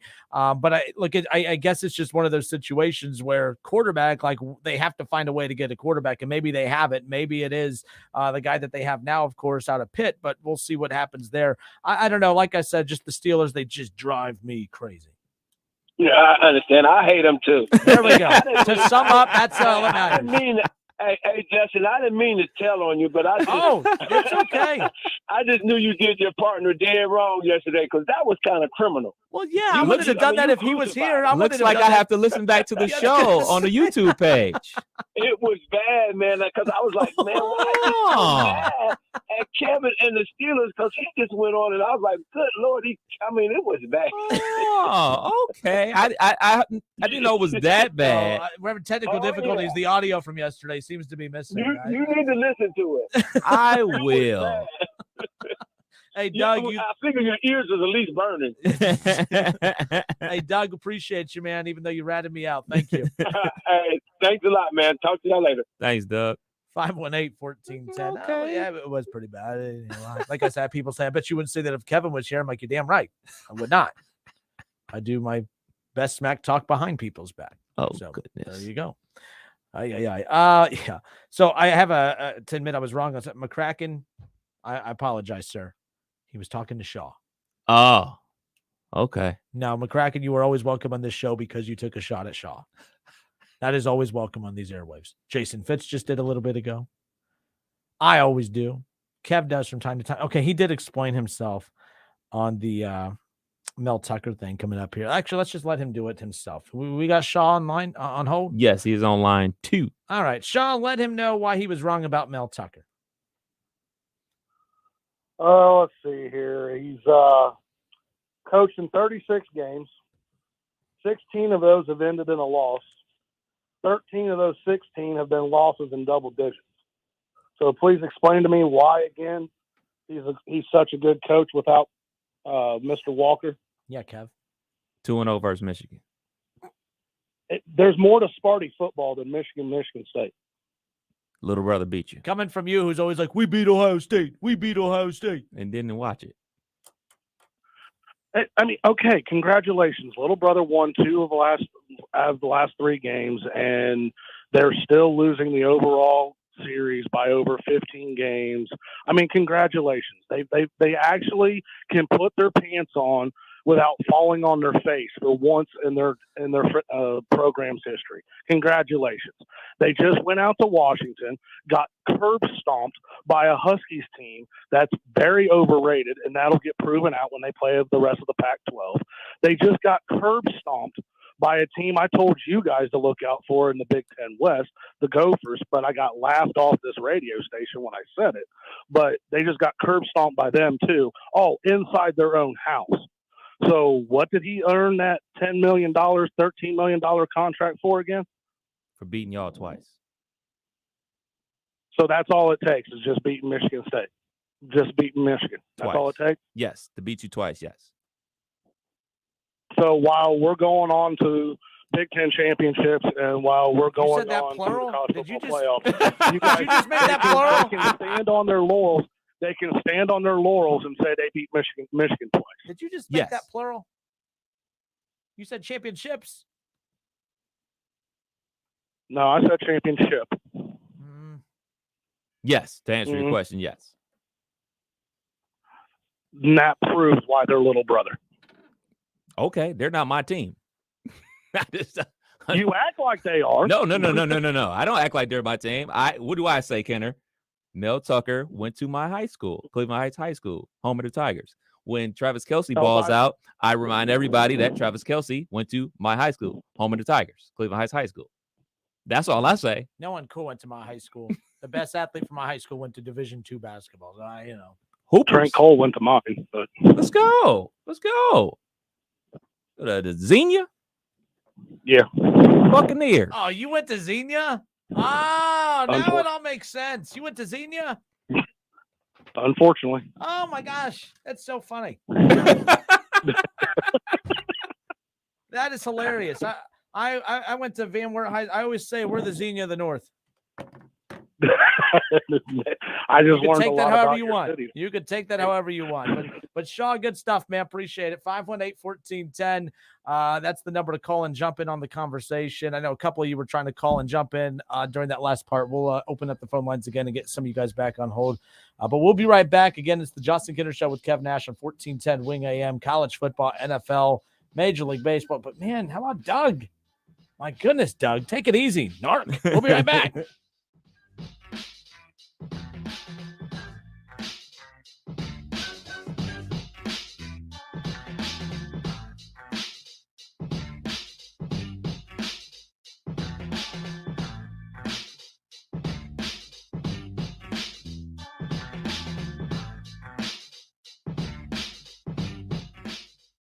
The Justin Kinner Show with Kev Nash. Presented by Brad Mays with Home Experts Realty. Weekdays at 3 p.m. on 1410 ESPN Radio. ESPN 1410 Wing AM weather. The mid-afternoon and early evening will be partly cloudy, a high near 65. Tonight's going to be mainly clear, a low near 45. And tomorrow's going to be partly cloudy, a high near 65. I'm Pete Spivak for 1410 ESPN Radio. Hey, I'm Andy. If you don't know me, it's probably because I'm not famous. But I did start a men's grooming company called Harry's. The idea for Harry's came out of a frustrating experience I had buying razor blades. Most brands were overpriced, overdesigned, and out of touch. At Harry's, our approach is simple. Here's our secret. We make sharp, durable blades and sell them at honest prices for as low as $2 each. We care about quality so much that we do some crazy things, like buy a world-class German blade factory. Obsessing over every detail means we're confident in offering a 100% quality guarantee. Millions of guys have already made the switch to Harry's, so thank you if you're one of them. And if you're not, we hope you give us a try with this special offer. Get a Harry starter set with a 5-blade razor, weighted handle, shave gel, and a travel cover, all for just $3 plus free shipping. Just go to harrys.com and enter code IMPACT at checkout. That's harrys.com, code IMPACT. Enjoy! Did you know that feeling sluggish or weighed down could be signs that your digestive system isn't working at its best? But taking Metamucil every day can help. Metamucil supports your daily digestive health using a special plant-based fiber called psyllium. Psyllium works by forming a gel in your digestive system to trap and remove the waste that weighs you down. Metamucil's gelling action also helps to promote heart health and slows down sugar absorption to promote healthy blood sugar levels. Start feeling lighter and more energetic by taking Metamucil every day. Were you exposed to hazardous materials while serving in the military and have an illness or condition as a result? If so, you may be eligible for VA benefits and services. Whether you need health care or want to file a disability compensation claim related to military exposures, VA is here to help. Visit va.gov/military-exposures to learn more and apply today. You served your country. Now let VA serve you. Polking Bowling Centers are your connection for family fun or a great night out with friends. Looking for something to do this fall? It's not too late to join a fun fall league, adult, youth, or mixed. Polking Bowling Centers has a fun program just for you, providing a safe and sanitized bowling environment. Visit polkingbowling.com or Facebook for the list of fall programs. Let the good times roll at Polking Lanes in Dayton on Wilmington Avenue, Polking Woodman Lanes in Kettering on Woodman Drive, and Polking Lane South in Centerville on Kingsridge Drive. How did hiring the right person become so difficult? Well, it doesn't have to be. Alpha Digital already has targeted databases built to very qualified candidates that are just looking for the right opportunity. That allows you to target exactly who you're trying to reach with a budget that is customized just for you. Learn about all the possibilities by going to alphamediadigital.com today. Find your next star employee with alphamediadigital.com. I'm Tamron Hall. Why give your family just ordinary eggs when they can enjoy the best? Eggland's Best. The only eggs with more fresh and delicious taste, plus superior nutrition compared to ordinary eggs. With 6 times more vitamin D, 10 times more vitamin E, 25% less saturated fat, and 38% more lutein. Because the way we care is anything but ordinary. Only Eggland's Best. Better taste, better nutrition, better eggs. Smart businesses are always looking for ways to improve. Better work days can start with Cintas. Your dedicated Cintas service reps help make sure you have what you need when you need it. We'll stock your essential cleaning products, deliver hygienically clean workwear, inspect your fire extinguishers, and provide first aid and safety supplies. Cintas is with you every step of the way, so you stay a step ahead. Visit Cintas.com. Oh, I'm ready! And get ready for the workday. Dell Technologies provides growing businesses with the tools to do incredible things. For advice on smart PCs powered by Intel vPro that's built for business, call a Dell Technologies advisor at 877-ASK-DELL. With autumn's arrival, ISA-certified arborists recommend that fallen leaves be left alone or mulched to improve plant health. When leaves decay, they transform into organic matter absorbed by the soil to become moisture to trees through their roots, which helps trees weather drought conditions. Leaves are also a natural habitat for butterflies, chipmunks, earthworms, and others, which increases the population of beneficial insects for the next growing season. To learn more about the benefits of autumn leaves, contact an ISA-certified arborist near you by going to trees4ohio.org. That's trees4ohio.org. Over the last year and a half, we all learned some hard lessons. One of the most important is that you can't put off the inevitable. Hi, this is Mark Davis at Dayton Memorial Park Cemetery and Mausoleums. No matter how hard it is to think about, we all need a final resting place. When pre-planning with your funeral home, please remember that cemetery arrangements must also be made. Call us today at 937-890-1831 or visit our website at DaytonMemorialPark.com. And remember, Dayton Memorial Park is a beautiful place to celebrate life. Visit Cincinnati and see for yourself why the Queen City is the birthplace of professional baseball. Catch a Reds game at Great American Ballpark and be sure to explore the Reds Hall of Fame and Museum presented by Dinsmore. Thanks to the HCS Foundation, kids 12 and younger receive free admission into the Hall of Fame, where the whole family can enjoy interactive exhibits and thousands of artifacts from over 150 years of Reds baseball. For details and tickets, visit Reds.com. Don't put it off any longer. You know it's time. Time for a bathroom upgrade by Bath Creations. Bath Creations is a leader in bathroom renovations, providing the very best value in bath and shower remodeling, and proudly made in the USA. With Bath Creations, you get a beautiful modern bathroom that's safe, comfortable, and affordable. Attention first responders, veterans, and active military. Save $500 off your purchase right now. Visit Poe Avenue in Dayton or online at mybathcreations.com. And upgrade today. If you have a small business, Staples has your sign. Banners for my bakery? Staples has your sign. Oh, posters for my new pet store. Floor decals for a pharmacy. Every day, Staples associates help every kind of small business create bold signs to make big impressions. And now get $10 off custom signs, banners, and posters when you spend $50 or more. This is your sign, so print it big at Staples. Ends 10/1. Visit staplesconnect.com/thisisyoursign for details. This is for the men who never settle, the ones who miss the fairway all day and still pull out the big stick, the type of guys who will always prefer to be behind the grill than in front of the camera, and the men who never let their friends forget about a high school nickname. This is the Lodge mentality. This is Twin Peaks. Who wants to settle for a single TV? With more TVs, bigger screens, plus our fabulous scenic views, there's more to watch at Twin Peaks. There are many ways to catch the Justin Kinner Show with Kev Nash on 1410 ESPN Radio, weekdays from 3 to 6 p.m. You can catch it live right here on 1410 Wing AM, or you can stream the show at wingam.com. But now we have another way that you can take in the show. You can now watch the Justin Kinner Show with Kev Nash live on ESPN Dayton's Facebook page. Listen, stream, watch. It's the Justin Kinner Show with Kev Nash, weekdays from 3 to 6 p.m. on 1410 ESPN Radio.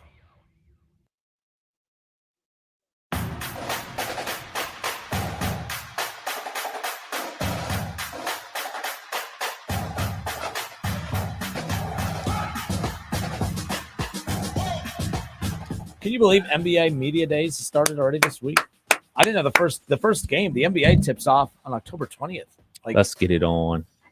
Are we that close? We are. NBA preseason games are going to start. Like the NHL's about to start too. We're going to be carrying select NHL CBJ games throughout the upcoming season as well. So pretty excited about that. But I can't believe the NBA season's officially here. I'm back to being submerged into the NBA, especially with the Cavaliers. I've always said I'm not really a fan of a team, but I remember as a kid, I was just more of a LeBron fan when he got drafted by Cleveland. And because that was such a fun year, I started watching Cleveland when they had that Darius Miles and Ricky Davis and Zydrunas Ilgauskas and man, who else did they? DeJuan Wagner. Wagner. Yeah, so I remember watching him then, and I watched him because I knew that LeBron, that's where everyone was saying he was going to end up, and as fate has it, that's exactly where he ended up. But then that just took off. I remember getting in trouble by my parents one night because I was just a little kid. I had a bedtime. I had school the next day. And LeBron's very first game ever was against the Sacramento Kings, Mike Bibby and Peja Stojakovic. And by the way, Peja Stojakovic, a guy that was really ahead of his time. That mofo would eat in today's NBA. Yes. He would a sharpshooter, Mike Miller on steroids, man. I love Peja Stojakovic. I remember that his very first game scored 25 points in his very first game as an 18-year-old kid in the National Basketball Association, going up against, that was the best team in the NBA at that time, folks, the Sacramento Kings. And to do that on the road at Arco Arena at the time, which was the most difficult arena to play in during that stretch. That was really when the Kings and the Lakers were the big rivalry in the NBA at that time. I remember getting in trouble because I stayed up late to watch some of that game. Nonetheless, but the NBA is here, which is pretty cool. But this is the most excited for a Cavaliers season that I've been without LeBron James in my lifetime. So it's pretty exciting. First game of the season, Tuesday, October 18th. 18th, who's that? Double header. It is Philadelphia at Boston. Interesting. So, college basketball practices have started as well. I saw John Rothstein tweet out a little bit ago that Deron Holmes for the Dayton Flyers has put on about, what did he say, 20 pounds? He said and that's not like when I put on 20 pounds. Deron Holmes put on 20 pounds. He's doing it in an athletic way. I'm doing it I went to Florida and just ate and drank my brains out for the entire freaking 6 days I was there. So, we all, we don't live the same life. Let's just put it that way. But UD is going to be fascinating this year. Wright State, they started their practices too. They did their, they got Amari Davis, the Trotwood kid. That's yes, sir. Of course, started his career at Green Bay in the Horizon League, averaged 16 points per game as a freshman, and then transferred to Missouri in the SEC, averaged just a hair under 10 points per game. And to do that in the SEC and to do that coming off the bench, Amari Davis can play. And he's going to be a starter. He's going to be an every night player for Wright State. That kid, he's going to be a player of the year candidate. That's for sure for the Raiders. You love college basketball. Obviously, everyone knows Dayton Flyers, but Wright State, that's going to be a team to watch as well. A team that got their first NCAA tournament win a season ago at UD Arena. Never thought in my lifetime I'd be alive to hear "Let's Go Raiders" chants echoing throughout UD Arena, but that's exactly what happened. It was unbelievable. But I get so annoyed with the mindset that that Wright State needs to play UD. No, I'm over that. They don't need UD to be good, and UD doesn't need Wright State. They don't need one another. I think it'd be a fun matchup, but it is what it is. They don't need to play one another for them to have great seasons, and we're going to see that again coming up. But it's been fun watching both teams the last couple of years who've just been parallel, not the same. I get that, but for their respective lanes that they're in, they've been at the top of their game as far as that's concerned for who they are and what level they play. So pretty exciting. I can't wait for this upcoming college basketball season. As fun as college football is, I got the itch for basketball when I came back from 90-degree weather in Florida and came back to this ish. I'm just saying. What? We're on the same page because I left for Florida on the first day of fall, which happens to be last Thursday. So on the last day of summer, technically, it was 91 degrees.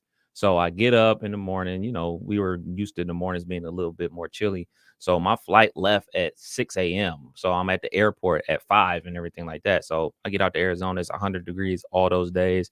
I'm talking to my wife. I'm talking to my mom. It's cold here. And I'm like, well, it ain't out here. I get off that plane. I get off that bird yesterday night. And I'm like, oh, I need a bubble coat. It is officially fall season, man. Andre Johnson, when he was living here, and he worked at Dayton 24/7 now when he was, doing sports for them. I forgot. Oh, he moved here from New Orleans, I believe. But he was always breaking out the winter. He'd go cover football in the fall and it'd be about these temps, but he would have a big old winter coat on. And I remember always making fun of him because I'm like, dude, it ain't that cold. I'm from Texas. I know it takes a lot to get used to, but I would always laugh when Andre would always have that coat on, that big, thick winter coat. And it would be 60 to 70, low 70s, upper 60s. And he'd have that big winter coat on. But yeah, I guess that's cold to most people out there. Andre Johnson, the nephew. Yes. Of why am I spacing already? Avery Johnson. I'll never forget that. So Wright State's playing. Shout out to Andre, by the way. He's no longer at Dayton 24/7 now. He got a sportscaster job over in New Orleans where he's from. But yeah, we get to UD Arena for the pregame coverage for Wright State, and he's just over there just chilling with Avery Johnson. Now, Andre's very kind of quiet. He's reserved. He's to himself. And I'm like, of all the people here, why is he over there just chilling with Avery Johnson? Was his uncle. I'm like, oh, you learn something new every day. So there you go.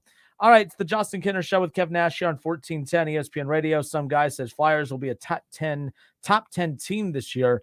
And Ron Broadstock right away said taking bets. Now, Ron Broadstock did say he goes pretty excited about the Buckeyes basketball team this year.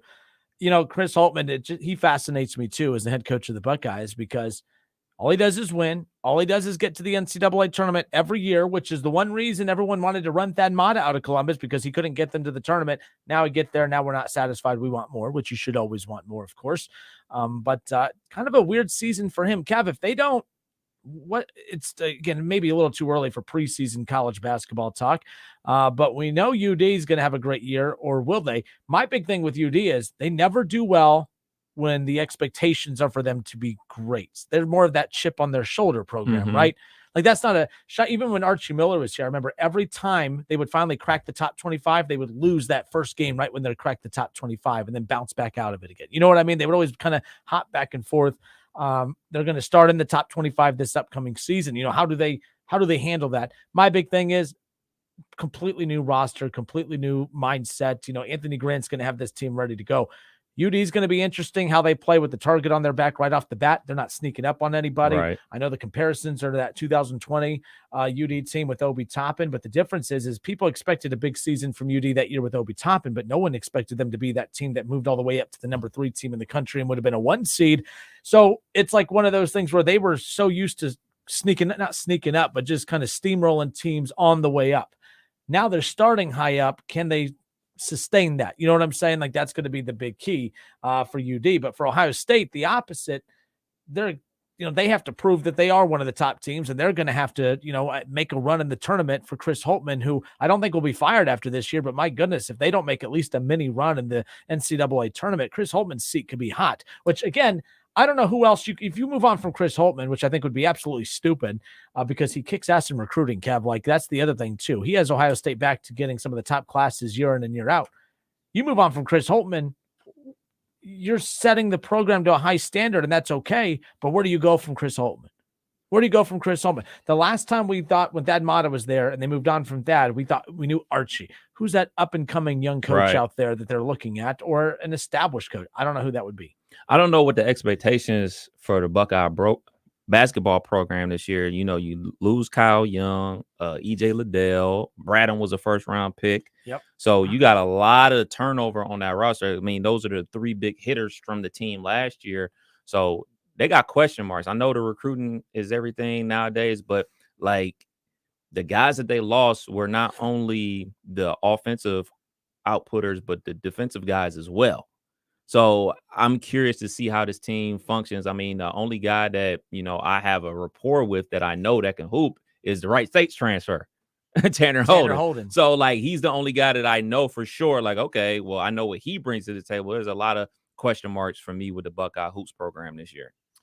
The Justin Kinner Show with Kev Nash here on 1410 ESPN Radio. Transitioning back to Buckeye football. Real quick, we'll keep it here on this. I'll kill the Buckeye music when a UD comment comes in. But Jesse Terry on Facebook. I don't know if is that the Jesse? Jesse, hope you're well.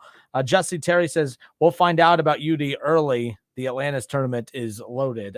And again, they could see another matchup between them and Kansas.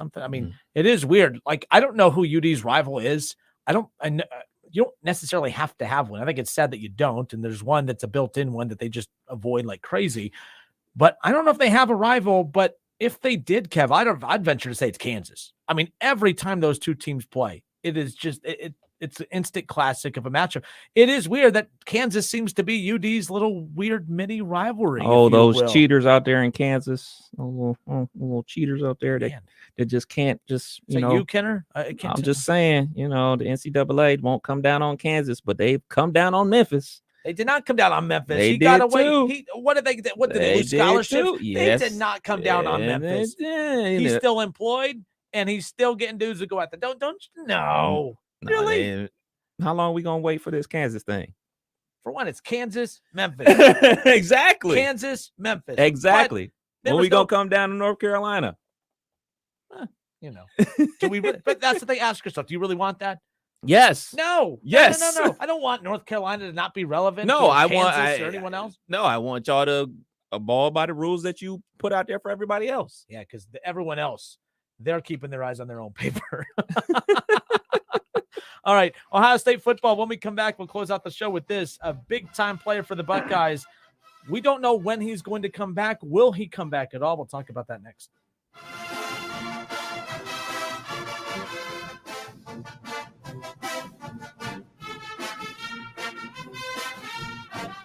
It's the Justin Kinner Show with Kev Nash. Justin, you're awesome, baby. Right here on 1410 ESPN Radio. Hi, I'm Emmitt Smith. Hall of Famer and all-time leading rusher with exciting news. If you suffer from chronic joint pain, Emmett Smith wants to introduce you to QC Kinetics. QC Kinetics is the nation's leader in biologic treatment for pain. I'm talking regenerative solutions that encourage your body to heal and repair itself. No medications, no surgeries, no downtime. If you have pain in your knees, hips, lower back, and shoulders, don't assume the old treatments are the only treatments. Learn more about how you can get lasting relief with biologic treatments that can repair and restore damaged tissue. Call to learn more about this exciting natural way to deal with chronic joint pain. Play golf without pain, walk upstairs without pain, play with your kids and grandkids without pain, get back on your job without pain, live your life pain-free. Call QC Kinetics. Call QC Kinetics, 937-936-0325. That's 937-936-0325. 937-936-0325. Need a U.S. passport? We can help. Hi, this is Mike Foley, your Montgomery County Clerk of Courts. Visit one of our convenient auto title locations in Heber Heights, Clayton, downtown, Moraine, and Centerville. Make us your first destination before you travel abroad. No appointments ever needed. We do passports.com for more info. Germain Honda Beaver Creek is your local Honda dealer. If you've been waiting to buy, now is the time. For a limited time, we have 22 Honda Passports and 22 Honda Pilots with financing as low as 1.9%, and 2022 Honda Ridgelines with financing as low as 2.9%. Remember, we can get the Honda you're looking for. We are taking deposits on current scheduled in-build new Hondas every day. See me, Sales Manager Jason High, for all the details. We're on Route 35, just east of 675, between Xenia and Beaver Creek. Germain Honda Beaver Creek, the right car, the right price, the right way. I'll second guest dinners with friends because they can be interrupted by diarrhea, gas, bloating, stomach pain, or oily stools. It turns out I have EPI, or exocrine pancreatic insufficiency, which means I'm missing the enzymes needed to digest food. My doctor prescribed Creon, pancrelipase, an oral prescription medication that replaces pancreatic digestive enzymes. Creon treats EPI due to cystic fibrosis, chronic pancreatitis, pancreatectomy, or other conditions. Creon may increase your chance of fibrosing colonopathy, a rare bowel disorder. Tell your doctor if you have a history of intestinal blockage or scarring or thickening of your bowel wall, if you're allergic to pork, or if you have gout, kidney problems, or worsening of painful swollen joints. Call your doctor if you have any unusual or severe gastrointestinal symptoms or allergic reactions. Take Creon as directed by your doctor and always with food. Do not chew capsules, as this may cause mouth irritation. Other side effects may include blood sugar changes, gas, dizziness, sore throat, and cough. These are not all the side effects of Creon. Creon is the #1 prescribed EPI treatment. Ask your doctor about Creon for EPI and visit creoninfo.com or call 800-633-9110 to learn more. That's CREONinfo.com. The best audio entertainment this fall is on Audible. It's the home of storytelling with audiobooks, exclusive originals, popular podcasts, and more. All in one app. Sign up for a free 30-day trial at audible.com.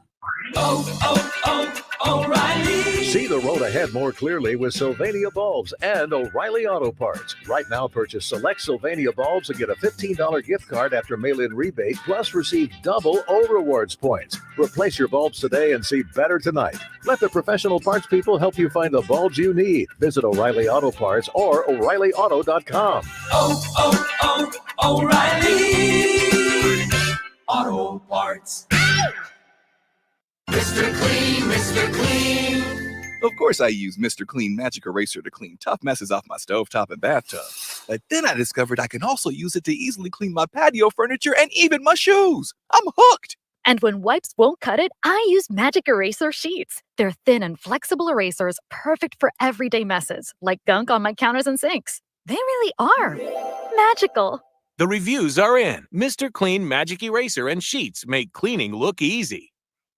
We are Dayton's home of the Ohio State Buckeyes. Down the sideline to the 10 and drags a defender in the end zone for a touchdown. Jackson Smith-Njigba, a 50-yard scoring strike from C.J. Stroud. He'll hit the Purdue 40. Down the left side to the 30. Henderson to the 20 to the 10.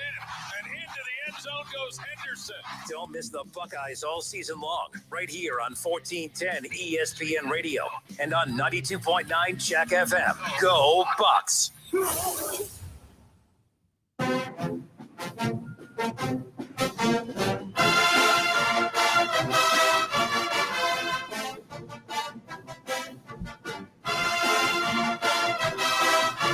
Justin Kinner, Kev Nash, back with you here on Dayton's ESPN radio station, 1410 Wing AM. So, Kev, Dave Biddle with Bucknuts tweeted out earlier this afternoon that Ryan Day says there is no timetable for the return of Jackson Smith-Njigba, but he does indicate that he could be close. J-Book, who I've become a big fan of from Bucknuts as well, he tweeted right back at Dave Biddle. He goes, he's not coming back. Well, Buckeye fans did not like that. They were killing him on the boards for saying this. This says, this is one of the times that you should STFU, J-Book. You don't know blank. He triggered Buckeye fans with this take, and I don't think he's that far off. I don't know what's going on with Jackson Smith and Jigba. It is a very interesting thing. These are the dynamics that these elite college athletes have to deal with because, in the NFL, we see guys play injured all the time, but they're already financially taken care of. I know we live in a day and age where college athletes are financially taken care of more than any time in the history of the sport, but it is a weird dilemma for Jackson Smith and Jigba, who will be another first-round wide receiver taken for the Ohio State Buckeyes next NFL draft time, of course. And every time you come back, you risk furthering that injury or enhancing that injury. It's a hamstring issue. I know there was a big debate back after, many people believed he should not have played during the Toledo game. I still have not come across anything that has described when the injury occurred. Did it happen during the Toledo game? I'm not saying it's not out there. I just haven't come across it. Kev, now he didn't play against Wisconsin when the whole thing was coming back against Toledo to prepare him for the Wisconsin game, the big Wisconsin game, which clearly they didn't need him. And I don't know what games coming up they're going to technically need him. That's how explosive they've been. But my big thing is I kind of agree with J-Book. I would be very surprised to see him play another game this year. Oh, at all. That's what he's saying. He's not coming back at all. He said he's not coming back. That's very open-ended. He did use a period at the end of that sentence, but we only have a couple more minutes, but do we see him again? I believe we will see him again. I think they shouldn't bring him back until he's 100% ready to go. It's a hamstring. It's one of those things that can tweak at any second unless it's 100%. So it's only going to help the team out more if he's sitting on the bench and not coming back till he's 100% ready, because that gives all the other receivers on the team more chemistry. And then guess what? Boom, we get ready for the college football playoff. Boom, you got a first-round receiver that hasn't played all season that they got to worry about. The other thing, too, is, it's just what are guys in his camp kind of telling him. The biggest thing, though, the whole purpose of going to Ohio State is to get to the NFL. He's done everything he needs to get to the NFL. He doesn't have to play one more snap for the Buckeyes to get to the NFL. This is what's interesting about, we've talked about guys sitting out of bowl games and everything else. He's done enough to be a first-round pick in the NFL. I don't think he needs to play another game or another snap to go be drafted any higher, right, Kev? Like the first team that needs an elite wide receiver, he's the first one off the board. So that's kind of where I'm at. I think we see him play again later in the year if it's the playoff or maybe the Michigan game. I think he still plays again. I just don't think we see him until later in November, but I don't think it's that hot of a take to say he won't play again this year. I don't think that's that hot of a take. He's an elite athlete. He's going to go in the first round. And you have to ask, and I don't think he's feeling the pressure of, oh man, I'm letting my team down by not playing. Have you seen this offense? You know what I mean? Like, I feel like if they were more him dependent, maybe he feels that pressure to come back. I just don't think he feels that pressure to come back. They're that loaded. Yeah, they're loaded. They're loaded. Marvin Harrison Jr. and his cool shoes. They've been scoring points at ad nauseum. Keep it going, because when he does come back, he's going to be the third guy. Oh boy.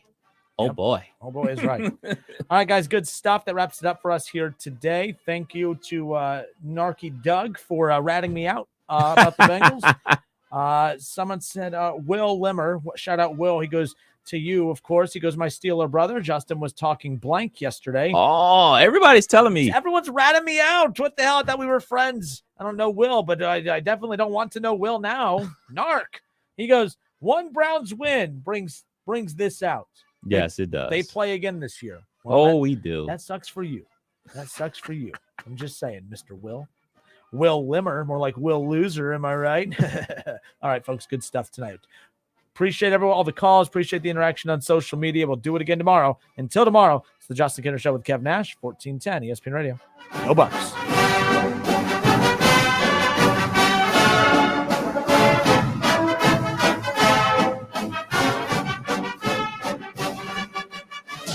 Justin Kinner Show with Kev Nash, presented by Brad Mays with Home Experts Realty. Weekdays at 3 p.m. on 1410 ESPN Radio.